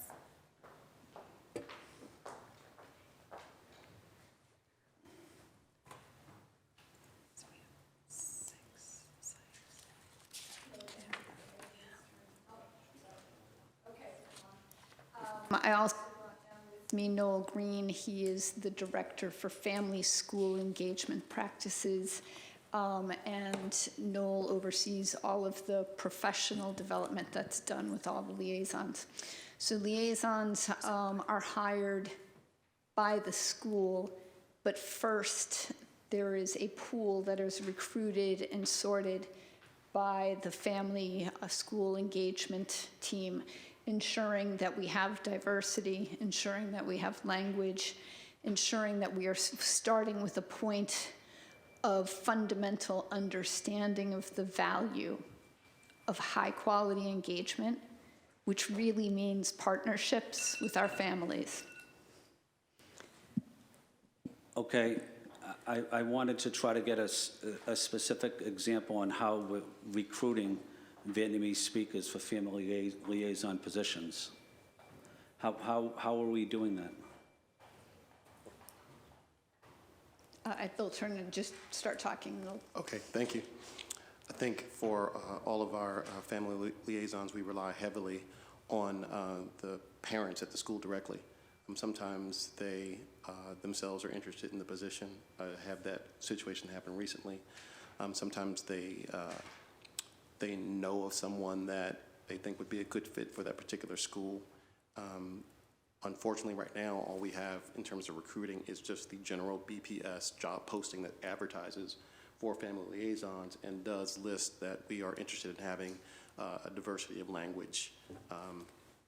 But in terms of an intentional strategy for Vietnamese speakers, for example, beyond the posting, we would have to work with OHC to develop something more robust than that. And I would also add to that the schools do a lot of heavily recruiting and referrals. They ask their teachers and other staff on site and on hand. We typically get referrals through different community-based organizations that are seeking employment for different jobs that we do have posting. We do outreach to them also to see if they have anybody that's available and fit the job descriptions that we're looking for. We also have recruitment fairs that we've done where we hosted some at the bowling building to advertise and get some folks interested in these positions. We've done automated calls. We've put information on our website about these opportunities. But again, if there are other resources out there and avenues we can tap, we're happy to engage in those avenues. Okay, my final point, Sam, we can do better. I agree. That's a low number, I agree. We can do better. And, I might have the same questions when we go to social workers. to gym teachers, to other cafeteria workers. If we want to have an honest discussion, we need to make sure that the Asian community here in Boston are part of that discussion as well. Thank you, Madam Chair. Thank you, President Flynn. Council Flaherty, you have the floor. Thank you, Madam Chair. One of the driving reasons that I supported last year's budget was specifically with the addition of social workers, family liaisons, and school psychologists that the budget allowed for. And I felt strongly then, as I do now, that particularly with COVID-19, our students needed that support more than ever, and they still do. And I just want to commend the great work. I know how committed you are, Denise, in terms of the team of folks that you work with. You guys do great work, oftentimes overworked and understaffed, and proud to have been supported over the last couple of budgets to get these resources where they need to be. Exciting, obviously, that we've got $2.8 million to bring an additional 26 school psychologists to bring us up to the national standard, which had been lacking. I obviously echo the comments of my colleague who spoke previously between the school psychologist as well as the guidance counselors, particularly at the high school level. Remembering my days, the guidance counsel was you stopped at the guidance counsel every day. SATs, SAT prep, college visits, application process, school recommendations, getting the transcripts. It's a full-time job. Not quite sure whether 1 per 150 is cutting the mustard, particularly at our high school level, but I'd like to maybe dial down a little bit on that. You know, where I am disappointed, and maybe I can get some answers today, is really with respect to our victims. The victims of sexual assault, the victims of bullying, the victims of assaults. And in the interest, or at least so as to not be categorized by BPS as being inflammatory, I'll recognize two things. A recent Boston Globe story that said that BPS ignored 52 different complaints of verbal and physical bullying over a 4-year period at one school. Shift to this past Friday. The Boston Arts Academy had a rally. 70 students from the Boston Arts Academy showed up. Their words, not my words. There is no accountability for those behaving badly. Victims feel like they're the ones being punished. In one particular instance, a young woman is alleged to have her ear almost sliced off, saying that she still had to go attend the same school and class with that individual. So it also appears that victims and their families are most likely the ones to have to leave the school. And in the instance that came out last week, a whole bunch of folks have to find new schools because that school's going to close after the school assignment process. So I guess I want to get an answer from someone in terms of how are we treating the victims here, the victims of bullying, the victims of sexual assault, the victims of physical assault, and why are the victims and their family feeling like that they're the ones being punished, Sure, and not the perpetrators? So I'll take that question from my colleagues. I think the first short answer to that question is that it's very difficult to expel a student from a school, and that has been the case since the Massachusetts General Laws 222 went into effect. There are only 4 reasons why a student can be expelled: possession of a firearm, a possession of drugs, assaulting a staff member, and one more that escapes me. So there are very limited reasons why we can expel any student from any school. So short of those big 4 things happening, it's very difficult to remove students from schools given that law changed many years ago. So what we do in far as supporting the victims, we do meet with them, we consult with their families, we put them in touch with resources that we've talked about earlier today throughout the different partnerships that we have both internally at the school, with our professional staff at the school, and we work towards coming up with a safety plan for them where we feel is appropriate. We have our restorative justice circles that we try to restore our harm that's been committed for the different acts that are as egregious as you're saying, and we try our best to make sure that the school environment is stable as possible. Are we successful every time? No. Are their families sometimes not happy with decisions we make? Sure.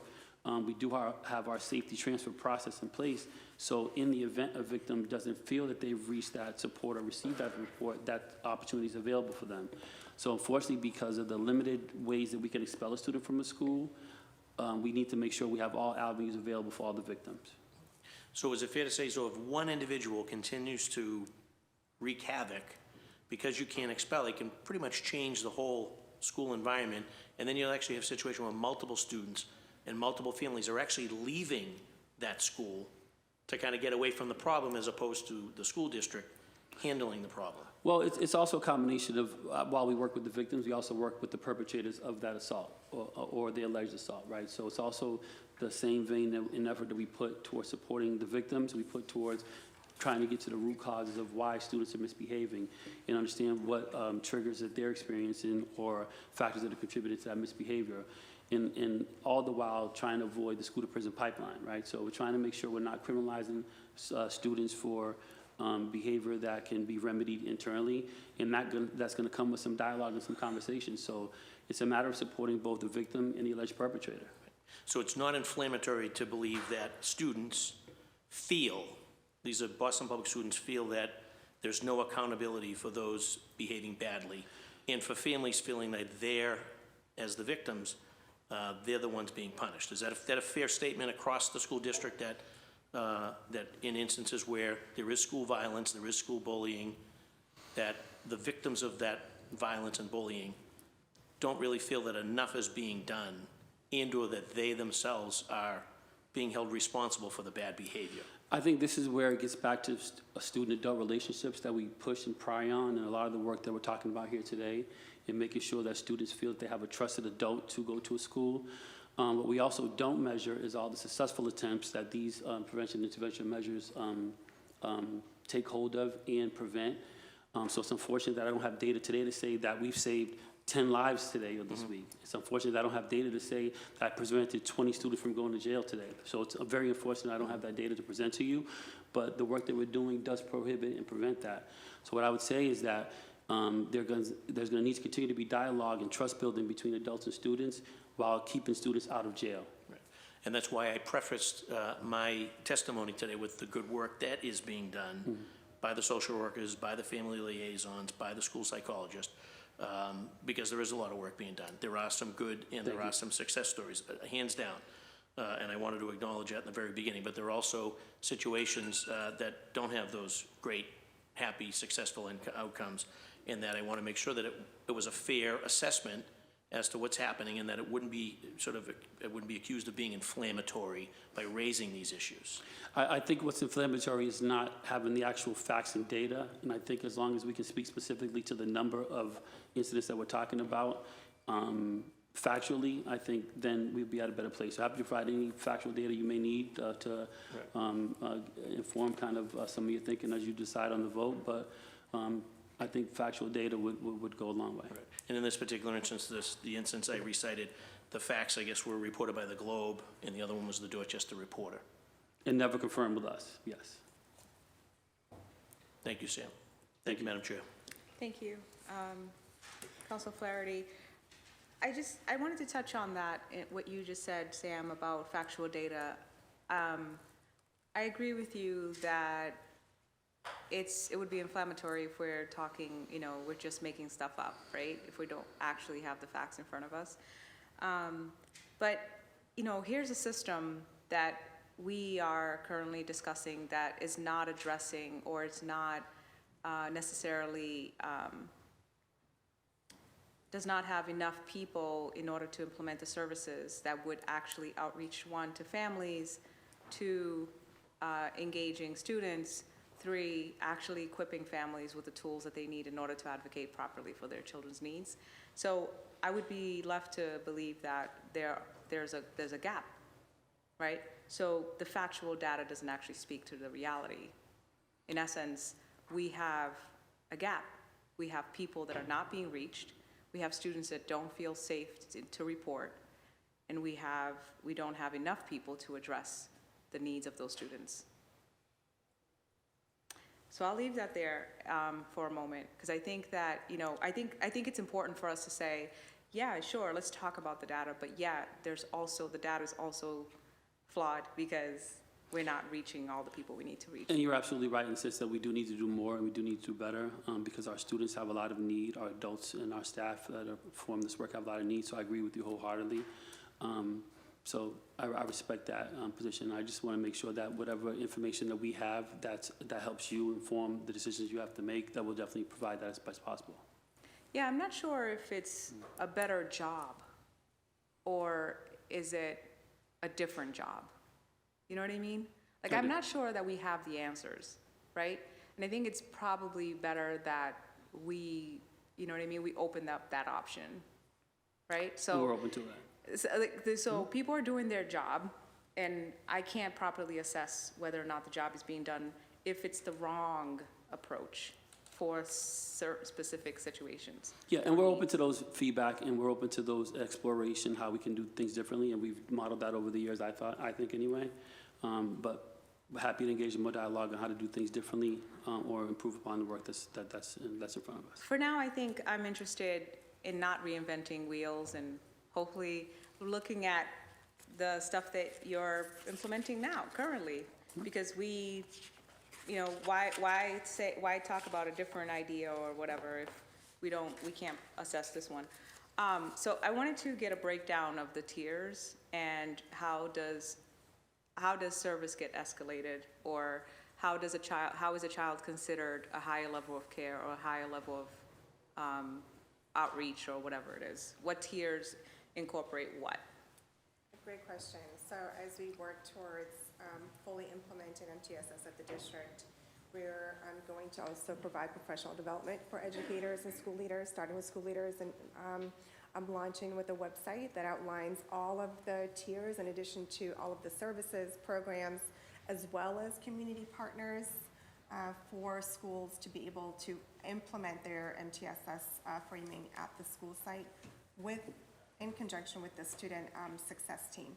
That team, as we sort of noted, needs to have the multiple bodies and voices. I think when we sort of talk about mental health, I wanted Andrea to be part of this conversation, as Andrea Amador, has been leading our behavioral health services for many, many years and has implemented MTSS within that department. And so can kind of speak to, and I want to acknowledge too, right, that because the tier one approach, right, we're all students. If we don't strengthen our relationship building, right, our SEL supports, our engagement with students, our rigor in academics, that leads into more students identified and needing supports in that tier two. And then there are particular services for that targeted supports in the tier two that schools or educators and part of the student success team that may identify, and they may not always have access to at the school site or feel like that they need to be able to, let's say if they have a higher need of reading intervention, then now we have a need for an additional reading interventionist. I think on the mental health side, there is certainly the spectrum between SEL and then moving to the mental health. And so we've been sort of coordinating what does that look like for the tiers, and certainly for mental health. Andrea can kind of speak to when students are identified in those supports and what does that look like in the tier 2 and 3. Okay, thank you. Andrea Amador, Senior Director of Behavioral Health. So as Farah said, the district has adopted MTSS as a model of how to provide interventions to our kids. And we are improving those systems now to ensure all schools and students have access to that. But once each school has a student success team, and when a concern is raised by the family, by the student themselves, or by teachers, the student is discussed first at grade level teams, and the teachers say, how can we support this student? Is that tier 1 or 3? Grade level teams are tier 1, so it's teachers kind of supporting teachers, and if they come up with a plan that doesn't work, then the student's referred to the student support team. The student, or now called student success teams, and the student. Is that still tier 1? Student success teams come in at tier 2, where an intervention has been tried in the classroom, and the student or teacher is still asking for additional help. So student success teams start in between tier 2 and tier 3, where the team is recognizing that what's working isn't enough. They go to the student success team, which is comprised of school nurses always, school psychologists, COS. It can also have regular ed and special ed teachers. And that team looks at what resources and interventions that the student may benefit from, both academic and behavioral health, and also with the community or family if they also need support in the community across the family. And then they begin to implement the plan. They collect data on the student's progress and then determine, is the intervention working or does more need to happen? So some examples of Tier 2 interventions can be referring the student to community services that are appropriate, having the student start in a solution-focused or a social skills group, depending on whatever the student need is, working with the teacher to give consultation on how the classroom can better meet the student's needs. And then if, despite those Tier 2 interventions, if they're not successful, then the team can recommend Tier 3 interventions, which are more intensive individual interventions. And that's where the student receives support individually. And throughout this process, community partners are active members. We have more than 20 agencies that provide mental health services in our schools to our students. And I'll stop. Thank you. Do you, is BPS investing in mental health services for teachers? Do you want me to talk about this? I think, the no, I think mental health services, you know, all of our staff have access, obviously, through the city's programs for outreach to around employee wellness. So BPS itself wouldn't have support, you know, additional support for mental health, but the city itself does, and that's what we would be communicating to staff. But we are working on different types of staff wellness approaches that are in our schools. So when you said mental health services, I'm thinking of staff speaking with a mental health counselor. But in terms of creating environments that are supportive of staff, that is something that we are definitely working on both at a central office level and in schools. And I can say more if you want a few examples of that, but yes, we are working on that. But you've started to work on it. Yes. So at the central office level, we are doing a lot to look at our organizational health and our organizational culture. At school levels, we have been working for multiple years on staff wellness by engaging. It's not happening in every single school, but we do have schools that that have liaisons that are getting training and supports and resources around staff wellness. This year, more than 30 schools. We are also focused our transformative social emotional learning on, as I said before, adult cell. I don't want to, adult cell is not just about staff wellness, but it is about developing skills and for managing your own social emotional well-being. So we really have multiple facets of how we're approaching making sure that staff have an environment where they feel supported so that they can be, you know, best prepared to work with students. Thank you. That's done. Last one, sorry. This community equity thing, this wheel, what is this called? What are you guys calling it? The whole school, whole community, whole child model. It's created by the Centers for Disease Control and the ASCD. Yeah, it's wonderful.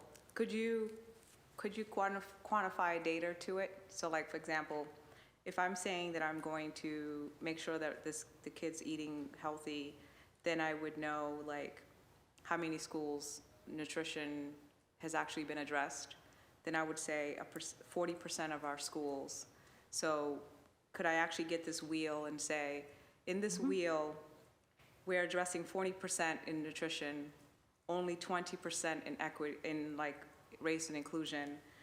According to our employees, we're only addressing that by like 45%, something like that. According to representation, this is what we're doing. According to phys ed, we're only doing that by 60%. According to health education, according to emotional intelligence, I think there you give a full picture of how we're addressing the needs. But the beautiful like wheel is a great, like I like it. I think that it does speak to the whole child, whole school, whole community, equity stuff, all that beautiful language. But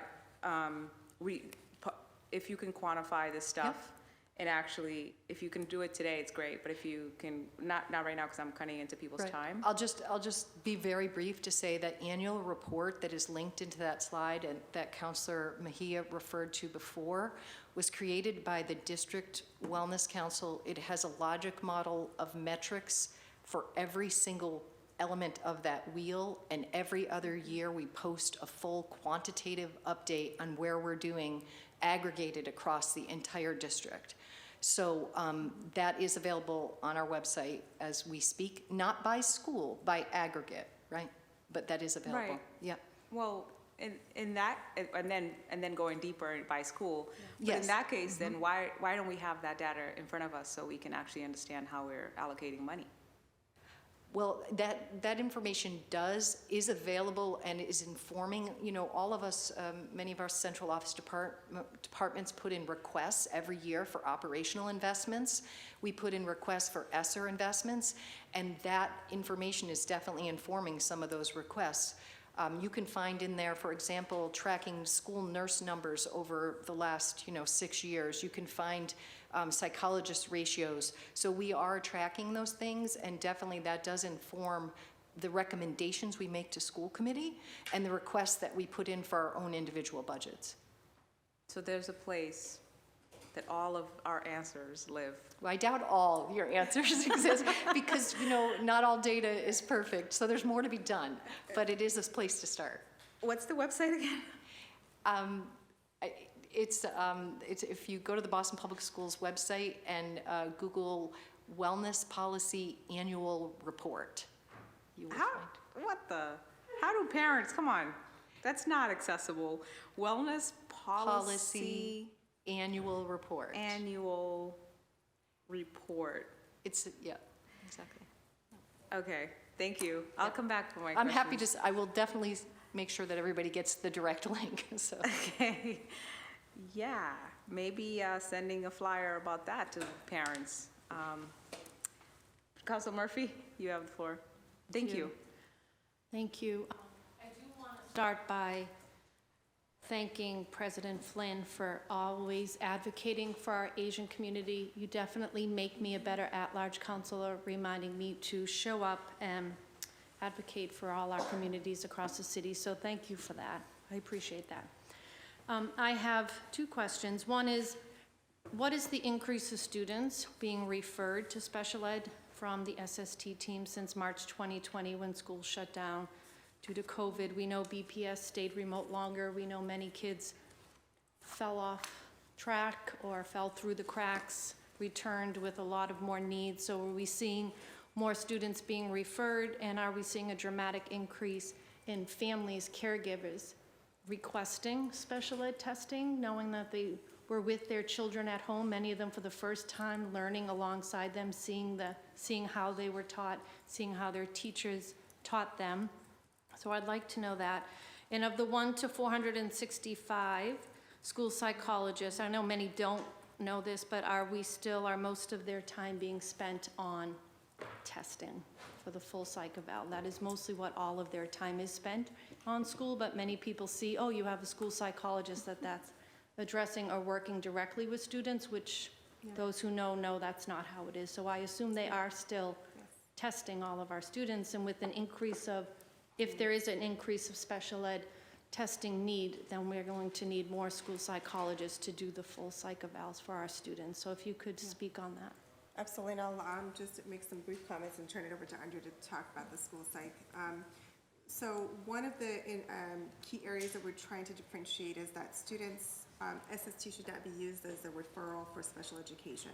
We clearly have to work with our educators and all of the members of that team to understand that students can get support at this level. That does not necessarily mean that they now need an IEP or that it requires an IEP. That students vary depending on circumstance, many factors. So there are two sort of parallel worlds. There's their student support team, which is really in response to the students' needs. And then there is the COSIS, as you mentioned, and so where students are now at a high level of need in which we're we've exhausted the progress monitoring data. I can certainly tell you that we have seen an increase of requests. I don't have that data, but we're happy to ask our special education office and make sure that we get that information back to you. Our SST process, that's part of the work that I'm doing to norm the SST. As you've worked in the district, I'm sure you've heard and seen a variety so that we have some effective teaming, but really that it's responsive to the students and it's not a pathway to special education. So that is one of the goals. And you're absolutely right. Many school psychologists are spending a lot of their time on testing, and I can let Andrea elaborate on that. Yeah, thank you for that important question.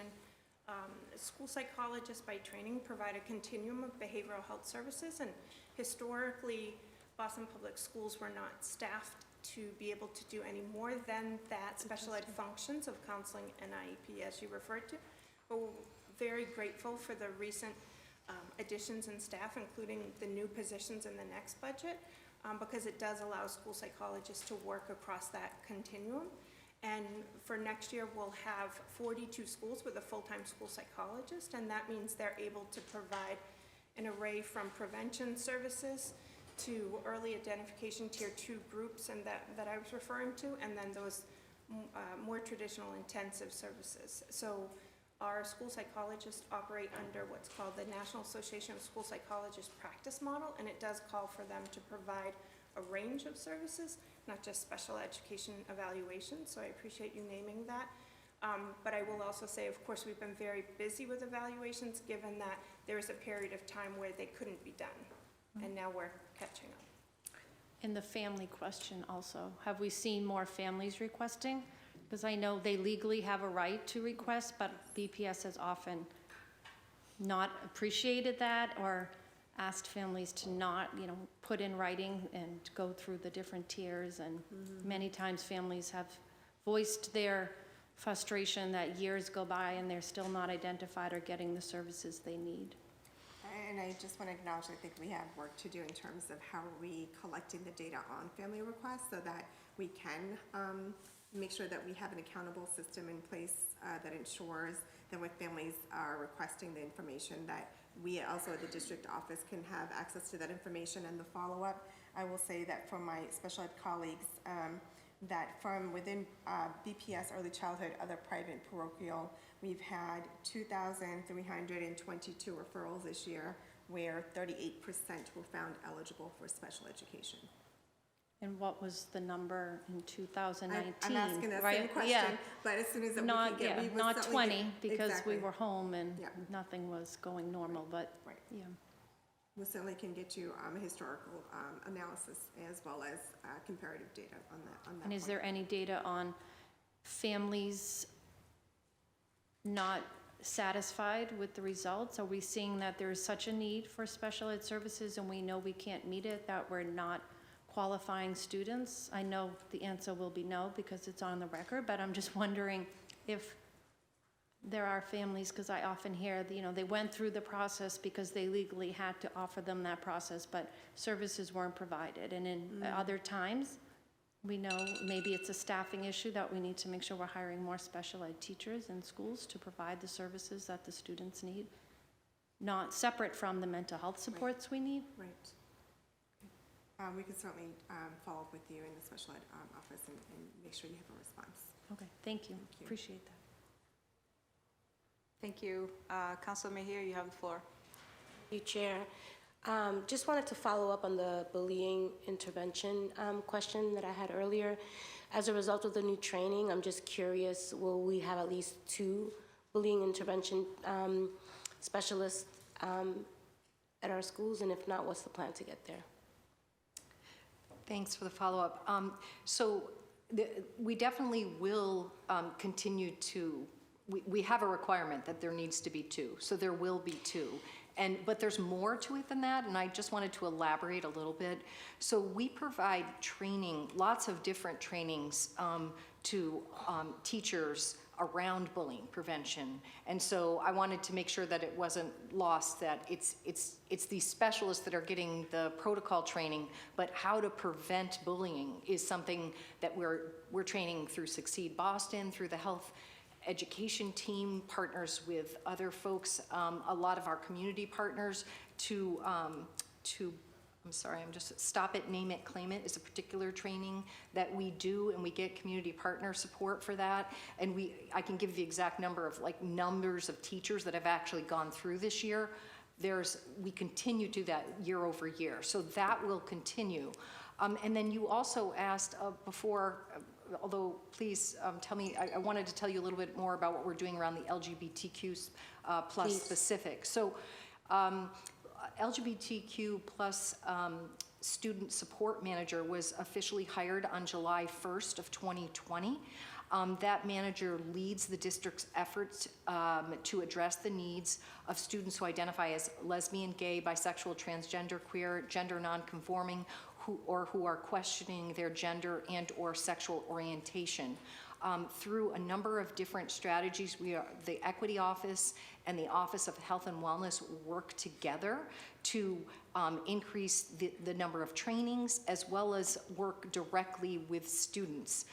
Just this past year, the district we have a district-wide GSA meetings that we hold, Gay Straight Alliance.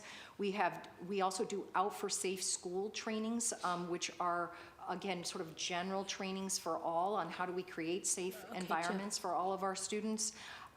We have at 22 of our schools, we have active GSAs, which are student-led groups. So I have a follow-up question, just because I know that ring is going to go off and it's just very triggering. Yep, sorry, go ahead. And there's so much that we need to unpack here.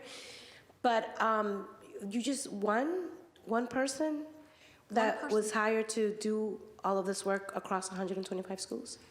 One person that's the manager of this. We also have a GSA coordinator that is also one GSA support, one LGBTQ support manager, one GSA coordinator, and then we are working with GSA liaisons in 22 schools that have somebody that's identified. I just wanted Andrea to just chime in on the training with school psychs and LGBTQ. Yeah, so all of the school psychologists have been trained by the Office of Equity on how to support students. They've also received a training on how to provide mental health supports for students who are LGBTQ. And we've also had a training on how to support students who are transitioning, both their mental health and then their legal rights. Great, thank you. Chair, do I have more time? Yeah, you have a minute and a half. Okay. I'm just curious about the 20 minutes for physical activity for recess. 20 minutes? That's the, right? Is that what I heard? Yes, every day, 20 minutes per day, right. 5 days a week. And how K much? to 8. Yeah, 20 minutes. Yep. And then how much time do they get to eat? That's about the same amount. So Depends on the grade band. Yeah, so I understand that some of this is set by DESE and you guys have to go through, but it seems like we're doing the bare minimum just to meet the requirements. And when we're thinking about whole child and we're thinking about wellness and when I'm going to assume as the district have an opportunity to really think about how we can design a school day that meets the whole child, right? Just because that's the minimum doesn't necessarily mean that we need to do the bare minimum. So I think this gives us an opportunity to, again, seize this moment and think outside the box and figure out what are we going to do to ensure that our kids are able to have enough time to eat, to play, and to be whole, right? So I think that that's just a challenge to you all to think about this through your work. And then I also, I'm curious about, it says here you have 1,253 hours of support crisis response in 39 schools, supporting 66 high impact incidences. The next time, as the chair has been saying, I'd like to see that data unpacked. I'd like to know what schools we're referring to, the types of crisis you were responding to. That level of specificity helps us really understand the magnitude of the work that you all are doing. I do appreciate the highlights, but I think that if there's a way for us to lean in a little bit deeper, it would be incredibly helpful to us in terms of how we do this work. And then I want to follow up on the chair's request in regards to aggregating the data a little bit further, specifically for the district wellness report. I think we have to unpack it, a little bit further. So to the chair's recommendation, I think I'd like to echo the need for us to really double down deeper into that. And we'll share the data with you. And I think all of our colleagues should have it. And I just want to note that we received this presentation this morning, and I understand that we're all working under tight deadlines, but it would be really helpful to the chair's continued request is for us to have information beforehand, because it gives us an opportunity to better prepare for these hearings. So that way we can have a better understanding of how we phrase our questions, how we prepare ourselves to be here present. So my time is up. I'll wait for the third round. Thanks. Thank you, Councilor Mejia. Councilor President Flynn, you have the floor. Thank you, Madam Chair. My question is, just as a little bit of background, I probably represent the most residents living in public housing, and many of my schools are located in public housing developments, including the Perkins School, which is at Old Colony, large public housing development. The Condon, which is in West Broadway development. The Blackstone, which is just down the road a little bit from the Cathedral, across from Villa Victoria as well. So I guess my point is, for BPS students living in public housing, what are we specifically doing for them during this difficult period? Myself and Councilor Flaherty spent the whole pandemic on food access for a lot of the residents in my district, but he did most of the, he did all the city as well. But food access was a critical issue in public housing. But why is this budget helpful to residents in public housing? Is it improving their digital access? Is it improving their food access? You know, are we treating this student in a public housing development the same as a wealthy family that lives in a beautiful home? What type of services are we giving BHA residents, students? What type of interaction are we having with BHA? What's the name of the program that we work with, that we partnered with BHA? Yeah, thank you, Councilor Flynn. So this is actually a really timely question. Earlier I mentioned the groundbreaking partnership that we have with BHA around the housing voucher program. We're looking to expand the success of that partnership by looking specifically at our students and families in public housing. And what we'll be doing is we're going to be expanding on-site programming and resources for those families. So part of what we're looking at is both academic support, whether it's a tutoring program, but we also want to infuse the joy and the fun for our young people. So how can we connect with additional partners to have after-school programming and resources that's engaging, that allows our children to be children, and also better meets their needs. So we're looking to establish enhanced data sharing with Boston Housing Authority. I will also note that we consider our students in public housing to be among our priority groups. So they are among the students who are prioritized for admission to our exam schools, but we're looking to continue to expand and do a more effective job of supporting the needs of students and families in public housing.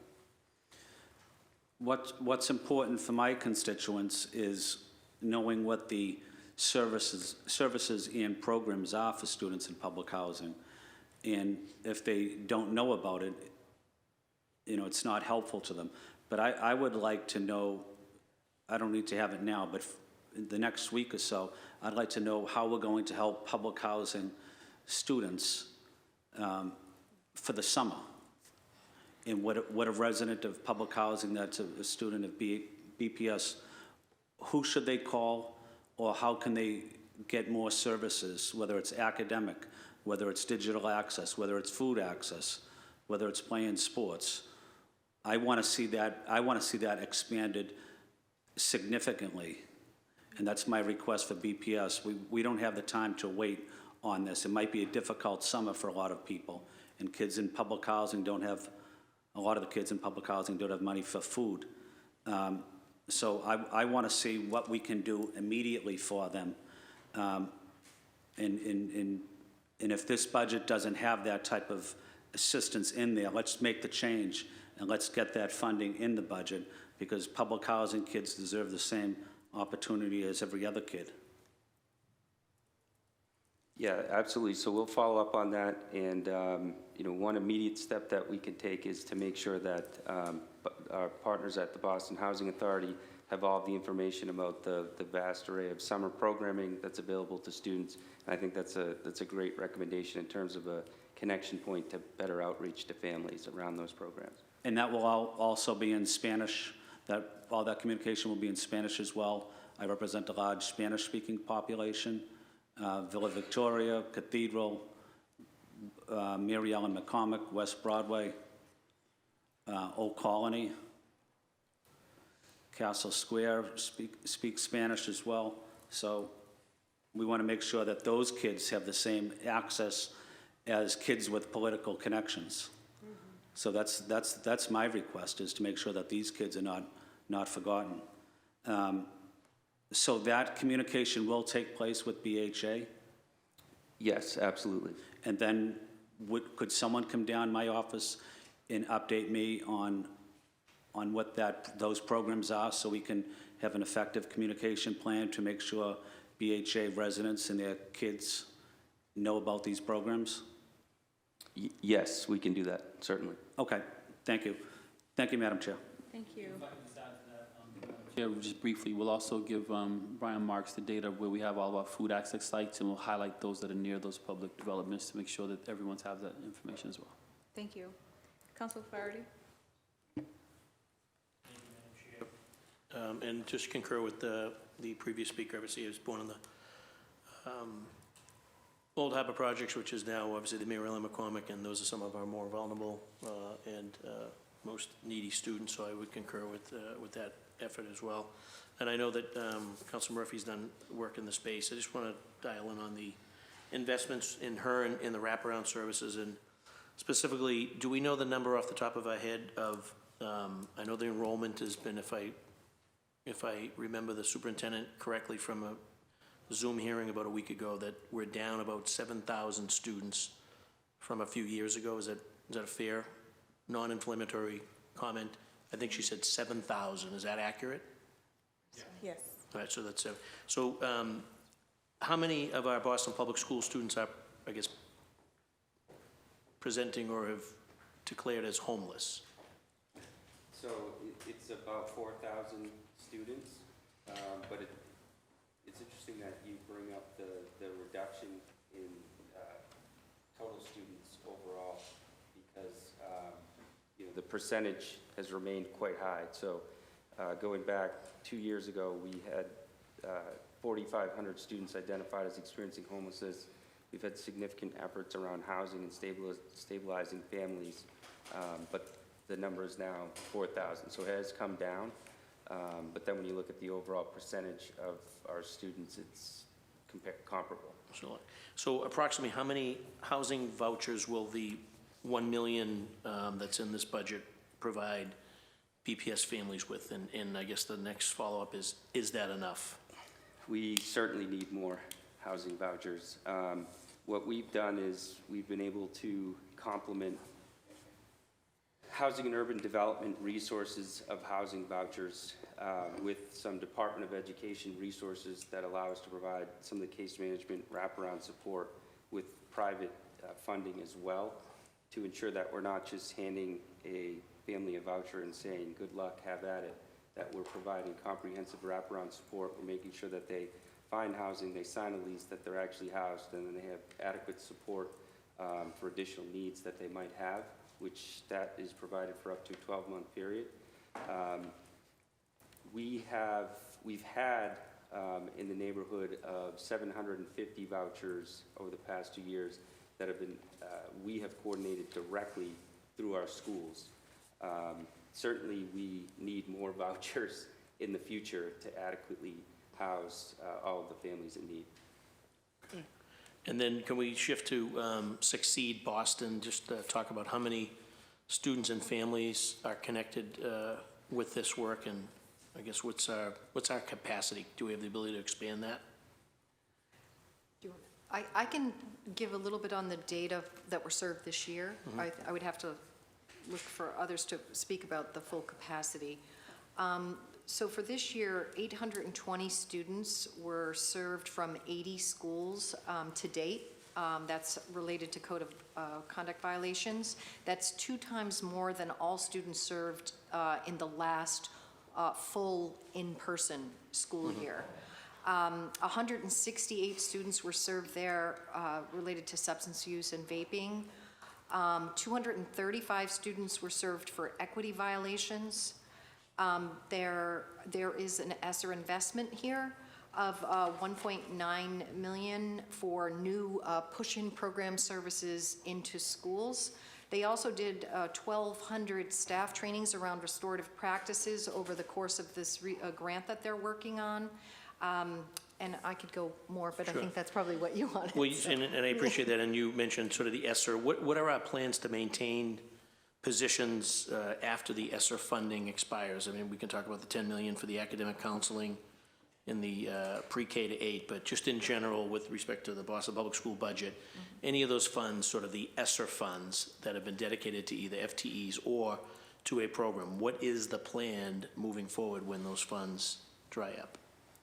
Yeah, I think there's, and it's an important question for us to address.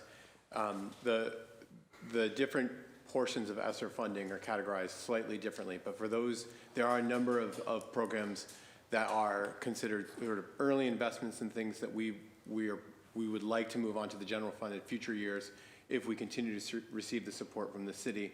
The other thing that we need to address is our overall capacity, and so when we talk about that $54 million in soft landings and supports that schools are receiving, that's an opportunity for us as we start to reconfigure or change this sort of overall portfolio of our schools to reinvest and support those programs that were started on ESSER.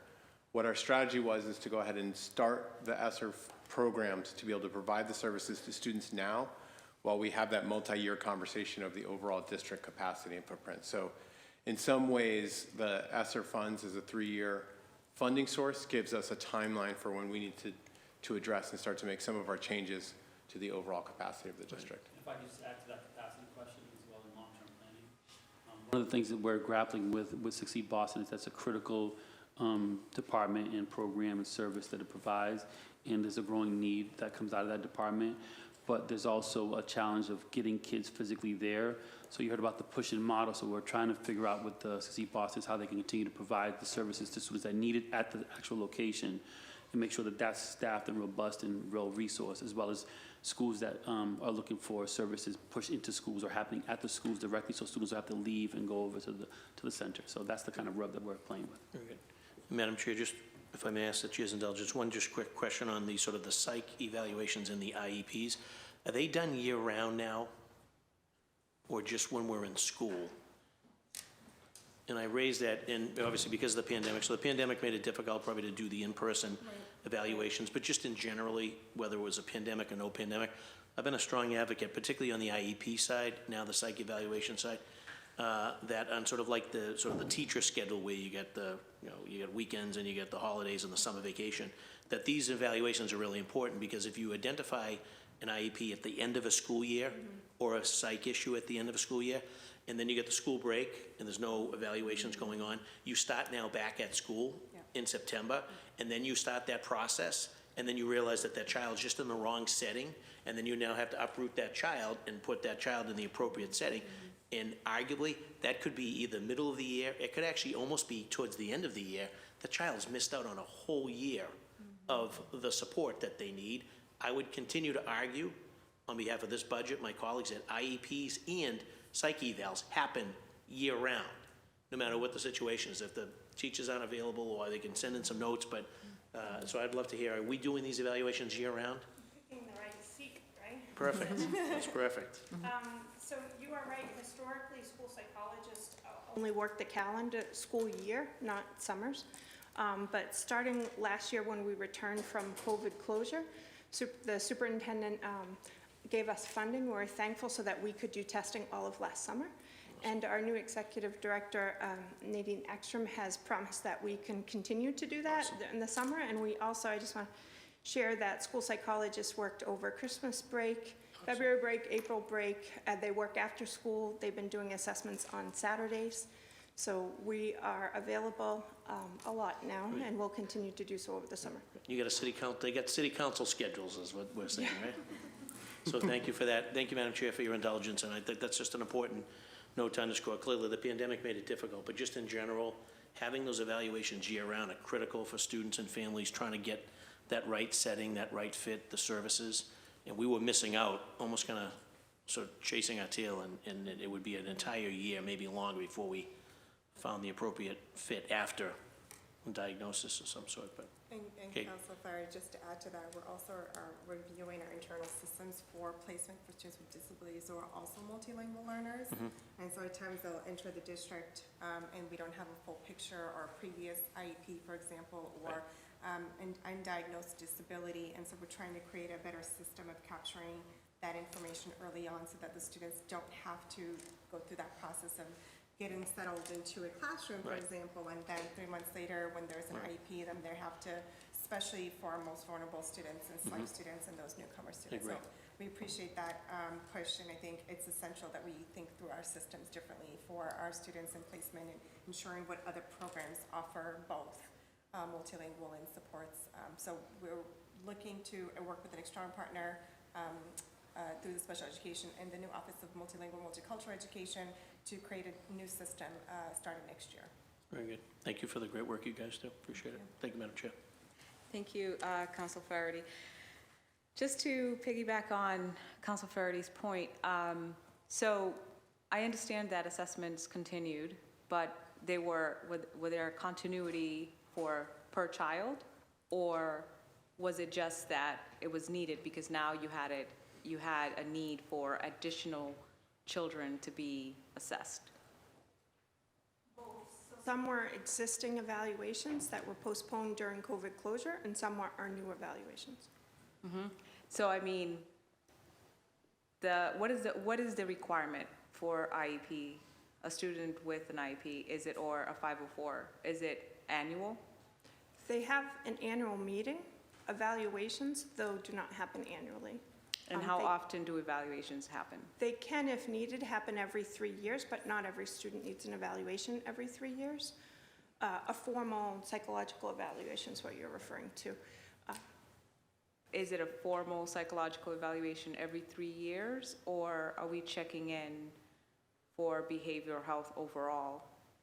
At the annual meeting, we're checking in on students' overall performance towards their IEP goals, including academic and behavioral health. But the evaluation only happens once every 3 years? Right. Special ed law calls for a reevaluation every 3 years, and the team can determine what evaluations are needed. It's not just formal psychological or speech evaluations, for example. The most important data is from the teacher and the team talking about how the student's making progress. What if their IEP is based on behavior? So if they have an IEP based on behavior, then they have a school psychologist or a clinical coordinator or a social worker that's part of their team delivering service to them, and they're tracking the student's progress towards their behavioral goals and bringing that information to the team through the counseling service they're providing. So then the social worker takes on the continuity of re-evaluation per year? So every year, the team meets to talk about a student's progress, and all of those students' service providers are at that team. I know. So it can be any one of those mental health professionals working with the child. Yes, they would be talking about the child's progress and sharing information about that. There's a behavioral health issue, and the child's diagnosis is based on behavior. That could be circumstantial or situational. It can change within 3 months, it can change within a year. I'm asking, at your team meeting, you've done the evaluation, you've deemed this child requiring an IEP, then when is the next social emotional, like when is the next actual academic evaluation? When is the next actual assessment or CANS? When do you do that? So the CANS is only done by external mental health providers who are billing through Medicaid. CANS is not done by internal BPS staff. But to know, so you don't have any fee-for-service inside school? We do, but they're not members of the student's IEP team. So if a student is getting Great. an IEP. Thank you. Yeah, okay. Awesome. No, I'm with you. So then, once a child receives an official diagnosis that is in their medical file, a medical necessity that you have to bill for in order for those services to be given, then when does the parent, who addresses the parent? Who helps the parent understand that file, that treatment? I'll just say that in schools, we do educational determinations for special ed eligibility versus a medical diagnosis. But the direct answer would be the service provider servicing that child. So for IEPs, it would be one of 3 people. Do your psychologists diagnose children with ADHD and then say they need an IEP? School psychologists and social workers are able to make educational determinations, not medical diagnosis. And they also conduct behavioral assessments, if you want to speak to that a little bit as it relates to the behaviors along the way between the annual meetings? Right. So again, school psychologists, social workers, and clinical coordinators, those are the 3 licensed mental health staff that BPS employs, are able to do evaluations in between. I think that's what Sam's asking me to talk about. So what is your social worker working on? Are they working on the treatment plan that is written by an outside? If the student is on an IEP, they're working on their IEP behavioral health goals within the IEP. If they're not on an IEP, because we see students who are both on and not on an IEP, then they're working on what treatment goals. The only set by whom? Set by the school psychologist or social worker. But the school psychologist can't diagnose them with a medical diagnosis. Correct, but they can still establish treatment goals based on their educational determinations. But what if that's social emotional? What if that is something else? That's discussed in the team, and that physician referral and physician statements and diagnoses are part of that dialogue, and it comes up, and that's what drives the development of the goals. So the goals will change based on those diagnoses from the doctor. Are you incorporating the outside clinician? We usually refer to their documentation. I can't speak to how many doctors actually attend team meetings, but I know we use that information to inform the team in developing the goals and developing the modifications and accommodations for the students. How does the parent know to support those interventions at home? That comes up in the team meeting as well. Yes. All those are discussed in the team meeting. And any mental health provider of those categories should be reaching out to the parent as they begin treatment to talk to the parent about what the parent's goals and how the parent. Let's say it's just behavioral based on a 504 plan, something simple. Then how do you then help the parent address those interventions at home? So the school psych social worker or should be reaching out to the parent at the beginning, talking about the goals both as how the school sees the goals, but also how the family and the student sees their own goals, and then making a plan to support the parent. So for example, parents will ask us, how do I set up what they call a behavior plan for their child? How do they, Thank you. Yeah. So I think that there's a huge disconnect in terms of homeschool connection. And I think that that's one of our biggest problems in BPS, with BPS, right? Is that our homeschool connection is not actually strong enough. Because the responsibility is on us, the parents at home, but we have all of these things that we pay for that has to happen in school. And unless we're equipping the parents with the tools to actually follow through, then there is no monitoring, then there is no reassessing, then there is no supports at home. And so I wonder then if we can properly understand this wheel and how we connect that to home and make sense out of why we pay for these services in school if there's no continuity of service or interventions at home. That I think we need to think through that, because we know that IEP, and I think Ms. Siraj mentioned that we can do better in terms of IEPs, and I know that she's right because I looked it up, and also in terms of like the whole IEP thing is like upside down. People do make requests. Parents have sent me letters complaining that they're not getting their children evaluated on time or reevaluated on time. I think you have, 60 days to respond, and they're not getting that in time. But then when they do, the kid may need something else because situation has changed. So how we have those conversations about connecting with the liaisons, parent partners, we have a lot of resources in Boston that BPS can be connecting with inside of the schools in order for the parents to have what they need to support you. So it should not be left up for the school, but how are we reaching the parents at home? Thank you so much. You see how many layers it took for me? I mean, I know this stuff, but can you imagine for a parent at home, how many layers of this it is for me to understand who's doing what, who do I call, how do I get the resource? It's a lot, right? So I will say we published sort of like a quick guide. I actually remember seeing it at Children's Hospital where it's sort of like a snapshot of different areas that parents might have concerns around. Let's just say it's food access, for example, hotlines, mental health. And so I think that we have more work to do, certainly on the special education and parent communication. We do have some tremendous support happening at our schools outside of special ed from our social workers and school psychologists, as well as supports. I can attest to that as a parent that is outside of the special education process, but certainly there are, I think, where we fall short as well is on the capacity end, and so really building out that capacity as well as a communication platform. One of the key indicators that I've just identified from today's meeting that I've just communicated to Nadine Ekstrom is that we have to create a platform and a system at the district where we actually can account for. I've requested an IEP as a parent. It didn't go through the COSIS, for example, at the school level, and we can actually have those conversations from the district and the school end. So I think there are opportunities in which we're in areas where we can continue to improve. yeah, so when I first filed this, I thought it was a silly idea, and then we'll go to Councilor Murphy to wrap up, and all the rest of our my colleagues.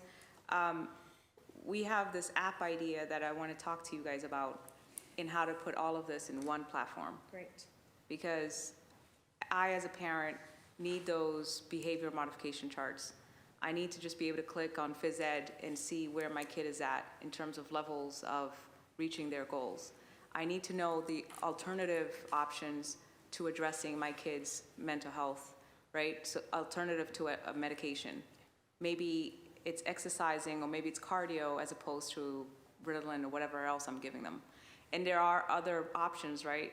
Maybe I'm allergic to foods and I don't know that about my kid. So my kid acts up, right? Sensory exercises. What are we doing? What are the interventions? And all of that can be addressed so simple, you know what I mean, at the touch of buttons to understand our medical needs, our kids' mental health needs, our kids' interventions. Maybe it's charts, maybe it's tracking their development in connection to school. So the Hope School Connection should be totally beyond the app that you guys use for homework and stuff. Right. But expanding that maybe, so I look forward to that conversation. Can I just... maybe students develop it, because they also developed our other app, and so we'd love to work with you to actually have our students develop the app for us. Oh, Can nice. I also add, right now we have something called Y2 Connect Boston that is meant to be youth to connect, right? It's both, you can get it on a phone as well as on the website. It is directed towards students. It's to make it so that they can find resources in our community, specifically health services resources. It was designed with funding from the CDC, but in collaboration with Johns Hopkins University, who had done this in one or two other districts in the country. It's taken us a couple of years to get it where it's at. It started focused on sexual health service access. Not only can you put your zip code in and find in Boston where you might want to go, but there's information on how do you talk to, how do you make an appointment? How do you talk to your doctor? Those kind of informational pieces. And we're expanding that through additional funding to include mental health services. And that's begun, and we got additional funding from the CDC to expand that to mental health. We have a youth advisory board that has been consulting with us on this project, and one of the groups in the youth advisory board, they identify their own kind of projects and campaigns. So this and is for youth? This is for youth, that's correct. So this is, Let's Yeah. bring that to that hearing and Yep, talk about okay, that. sorry. No worries. Yep. I'm looking at it. It's a great idea. It's not user-friendly, right? Because you click on it and then there's like thousands of paragraphs for me to read. If I'm a kid, I'm like, I'm out of here.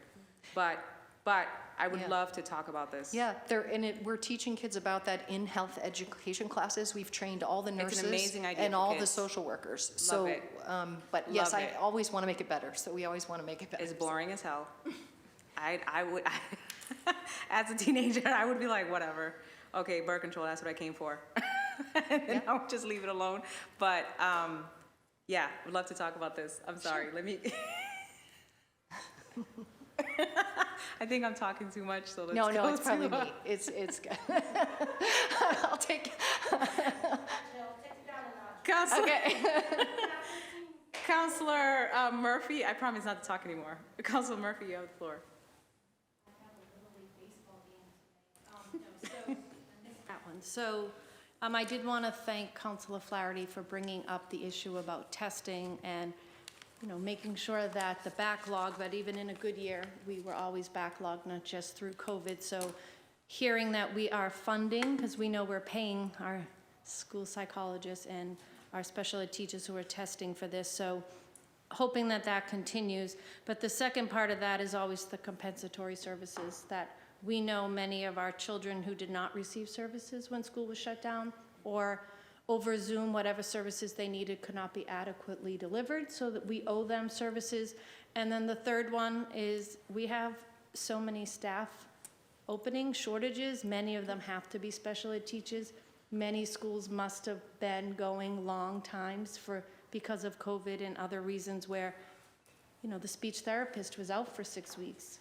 Everyone on her caseload now, we owe those students compensatory services, and we weren't in a capacity to then just take a speech therapist from another school because everyone was hurting with staff shortages. So what are we doing about that? So, and also making sure that if a student was owed 20 hours of speech services, how are we delivering that? Because one thing we are advocating for in this body and hoping we see it is more athletics and more arts.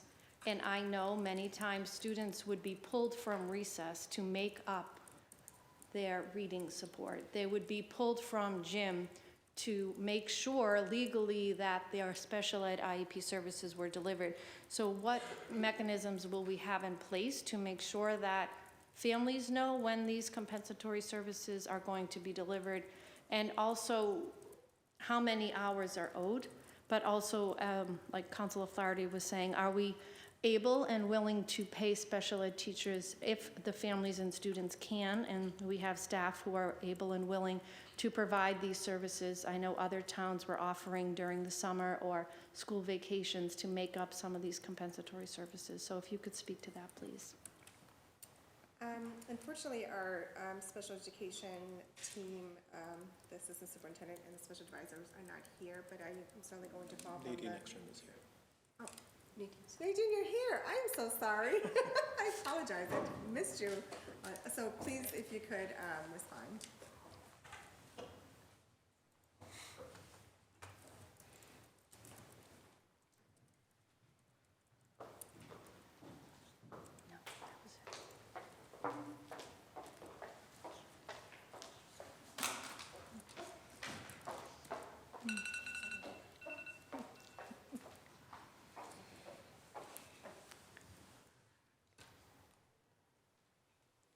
Hi. Hello. Hello. I'm Dr. Nadine Ekstrom, the Senior Advisor to the Superintendent for Special Education. Were you here the whole time? I have been here the entire time. And they've been talking about you all this time. I know. I've been up there saying this is killing me. You should come right down. There's extra microphones.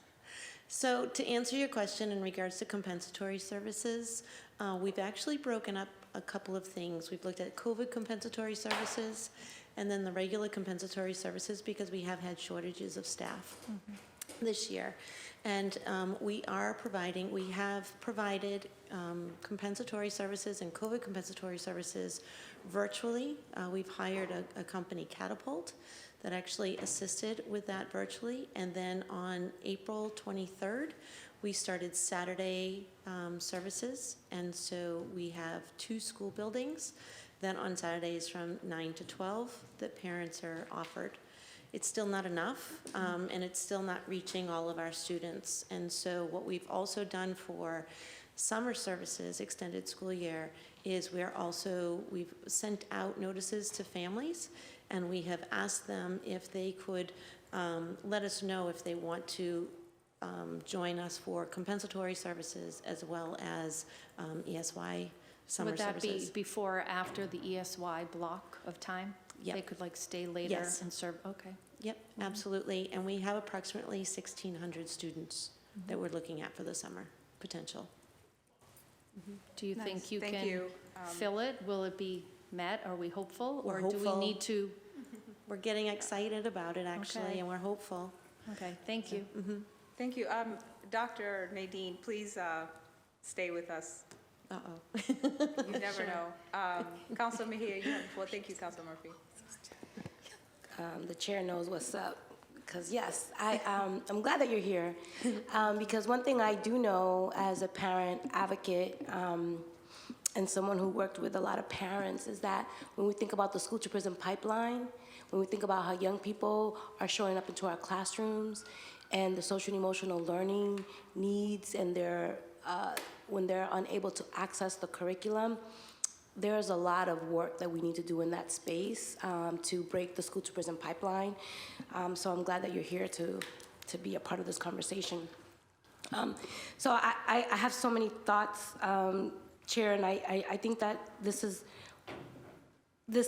hearing here was going to be hard for me anyway, so I'm glad that I'm walking and pushing through it, because it's not just about me, right? It's about so many other families and educators, because educators are also carrying trauma in their backpacks, and we're not creating the conversation in terms of how they're going to take care of themselves. So if they can't take care of themselves, they're not going to be able to be the best selves that they can be for our little ones.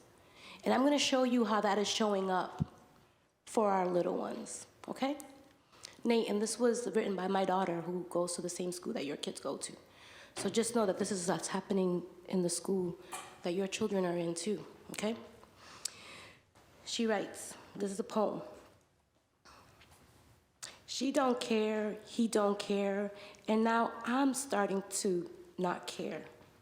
It's so stupid, why should I care? I get everything I want, I'll be all right, but will I? I come home every day wondering if anyone is here, but it's not like anyone is ever there. Not just at home, but anywhere. Go to school every day, can't express myself, just like I'm in prison, in a prison cell. But when I'm not, we live in a society where we're growing up like adults, and when we do get a chance to feel, we're not. But life ain't all that bad. There are others that have it way worse than life than you. But that don't mean I can't have feelings too. Holding back tears in class, can't pout, can't even make a sound or it's get out. We are held to such a high standard because of how we're growing up. There are no standards, but don't cry, don't pout. It's always he said, she said, all right, let's fight. And never, okay, let's get over it, all right? We need to remember that we're only kids. Y'all too young to be feeling like this. But what I really want to feel is as though I fit in, and in this world we live in. We're held to such a high standard, we can't even be ourselves. What more do I have to do to change the color of my skin, or maybe my accent too? It's always you're fine, and never are you okay?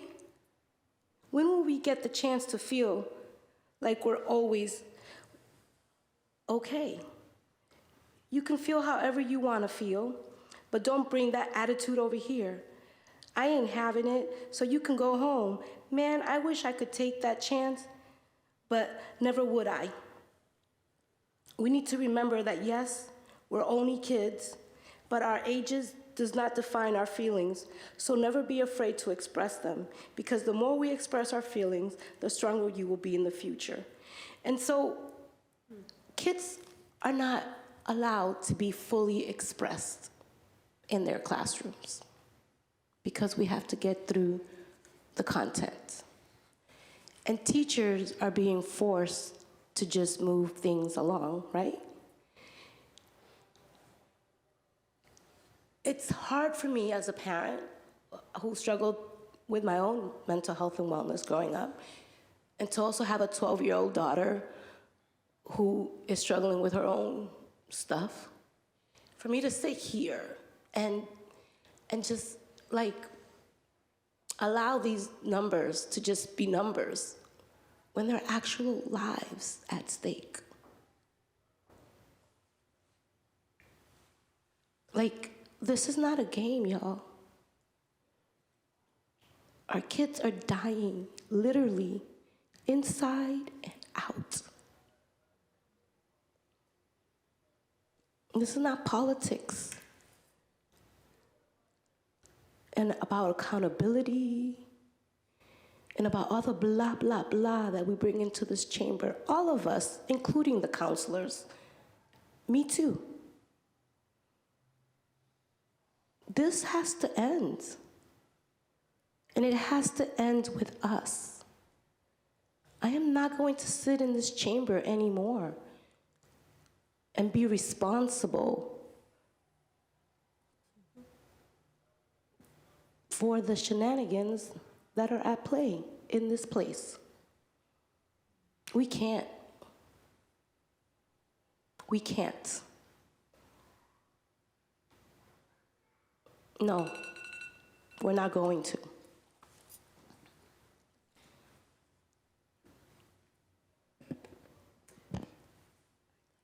Thank you, Councilor Mejia. Councilor Flynn, you have the floor. Thank you. Thank you, Madam Chair, and thank you to Councilor Mejia also for the important work you're doing in this during these budget sessions especially. So just want to say thank you to Councilor Mejia. I think I kind of went through my subjects that were important to me. I just wanted to stress to the BPS team that this summer is a critical time for students, and they might not be in classroom setting, but you know, their academic and their athletics and their access to food and services and counseling and family support, that this is a critical time in June, July, and August. You know, you almost need to work harder in the summertime than you do during the school year. Well, I guess my question is, when students do return, are we going to assess them how much you know, academic loss was during the summer, or what some of the challenges they had to address during the summertime, and what services will be there for them as a result of not really engaging in a social worker for a couple of months, or a speech therapist, or a student with disabilities not able to you know, do a little bit of exercising. What are we going to do for those kids following the summer break?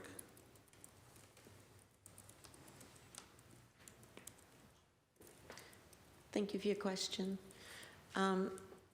First, I think it's just really important as educators and as families and as community members to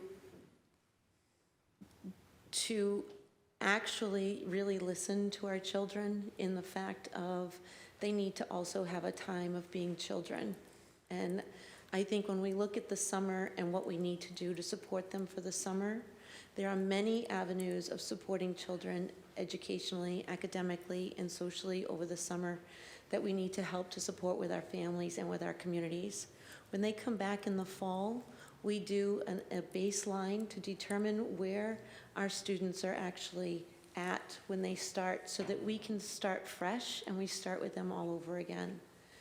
But I think it's just really important. I've always emphasized, and no matter what district I've ever worked in, wherever I've ever worked with my parents as well as the community and the teachers, is that we have to remember it's also a child's civil right to be children. And yes, academics is important, and the purpose of academics is to show their growth during the school year, and the summer's purpose, sole purpose, is to try to help to prevent regression. But we also have to remember the regression of the social emotional well-being. And I think that's something that all of us together have to really look at and think about when we're making recommendations for children. But in the fall, we absolutely look at where are they at, and we take each child, just like we do throughout the school year, where are they at today, and what do we need to do? The idea of teaching a curriculum to say this is what I taught it and the students should have learned has to be gone. The idea of saying this is where my student is at today in front of me, and I have to educate based on what the child's ability is at this moment, that's the paradigm shift that we have got to focus on in our schools. And so that's where I'm hoping, maybe I'm being a little naive. I hope not. I hope that's really what I believe in my being as an educator and as a leader in your school system, that that's what we need to do. No, thank you. I appreciate that answer. Thank you. Thank you. President Flynn, you all set? Yeah, I'm fine. Okay. Thank you.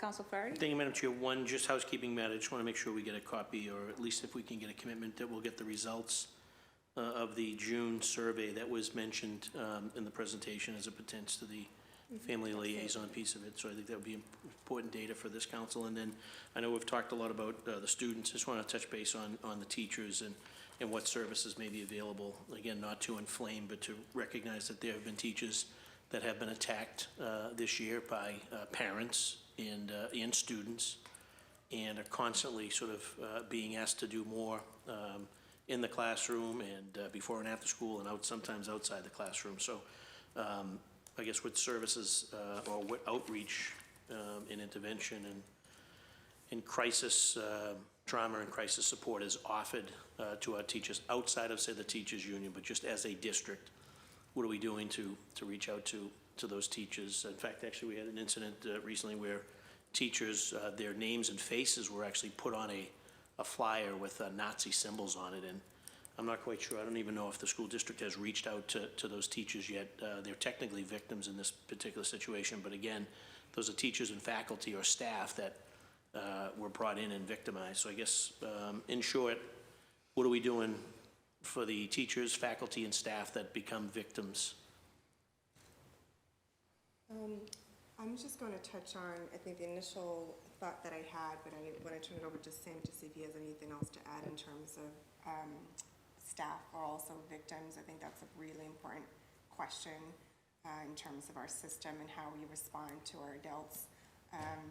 We have been working, myself and a couple of my colleagues this year with the Boston Teachers Union. We've held restorative justice practice, restorative justice circles with educators. We've also had our district staff join to listen in, to really learn and understand and listen from the educator voices. And we've also tried to sort of identify some other avenues in working with school leaders, and through that process have held listening sessions and working with school leaders. I think there is certainly much more that we need to do in working with the Boston Teachers Union as our partner. I know that they were going to continue to also host some of those sessions. In addition to, they've offered from the Fire Collective healing sessions, and other groups that have offered healing sessions and or circles, if you will, for educators. I think that's more of the kind of, gathering community and collective support that we need to embrace our educators around.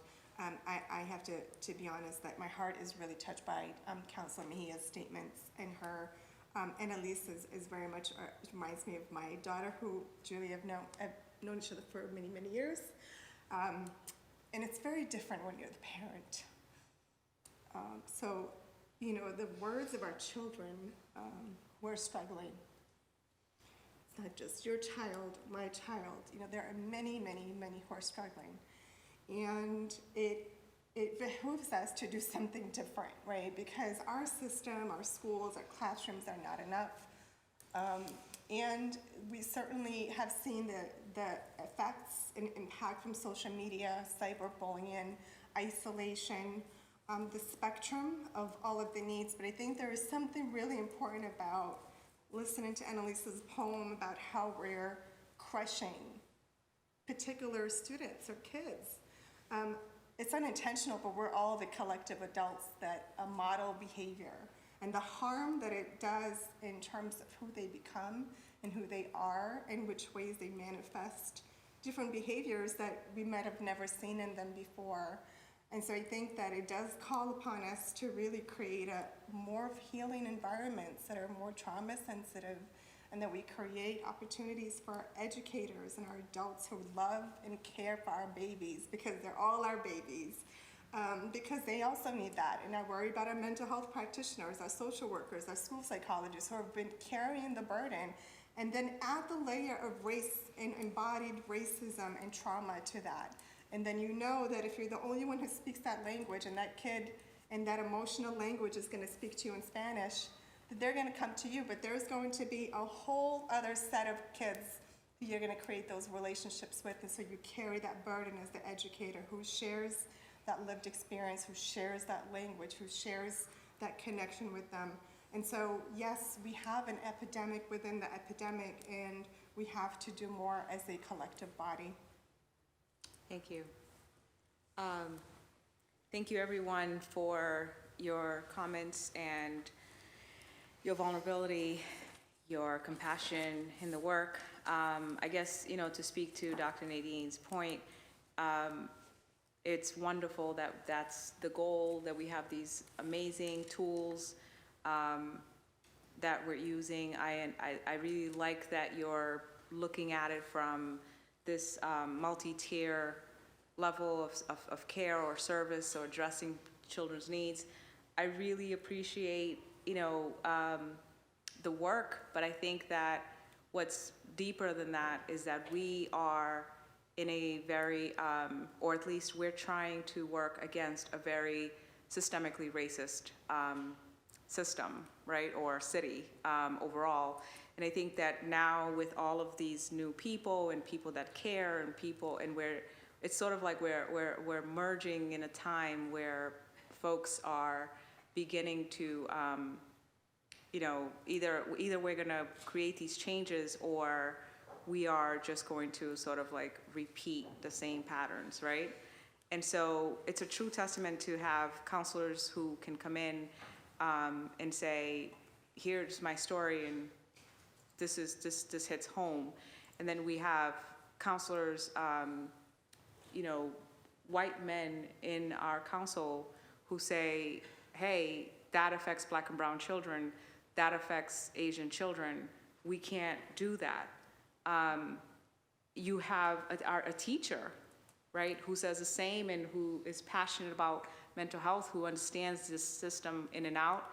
And we're fortunate to have all of you professionals in the administration, or the, panelists today, who are doing the work. And again, I think that it's not necessarily not doing your job, but that do we need to do it differently, or do we have enough resources, right? So not that we're how or what we want to do, but do we have enough of it? And so it really speaks to a system that is working against us, right?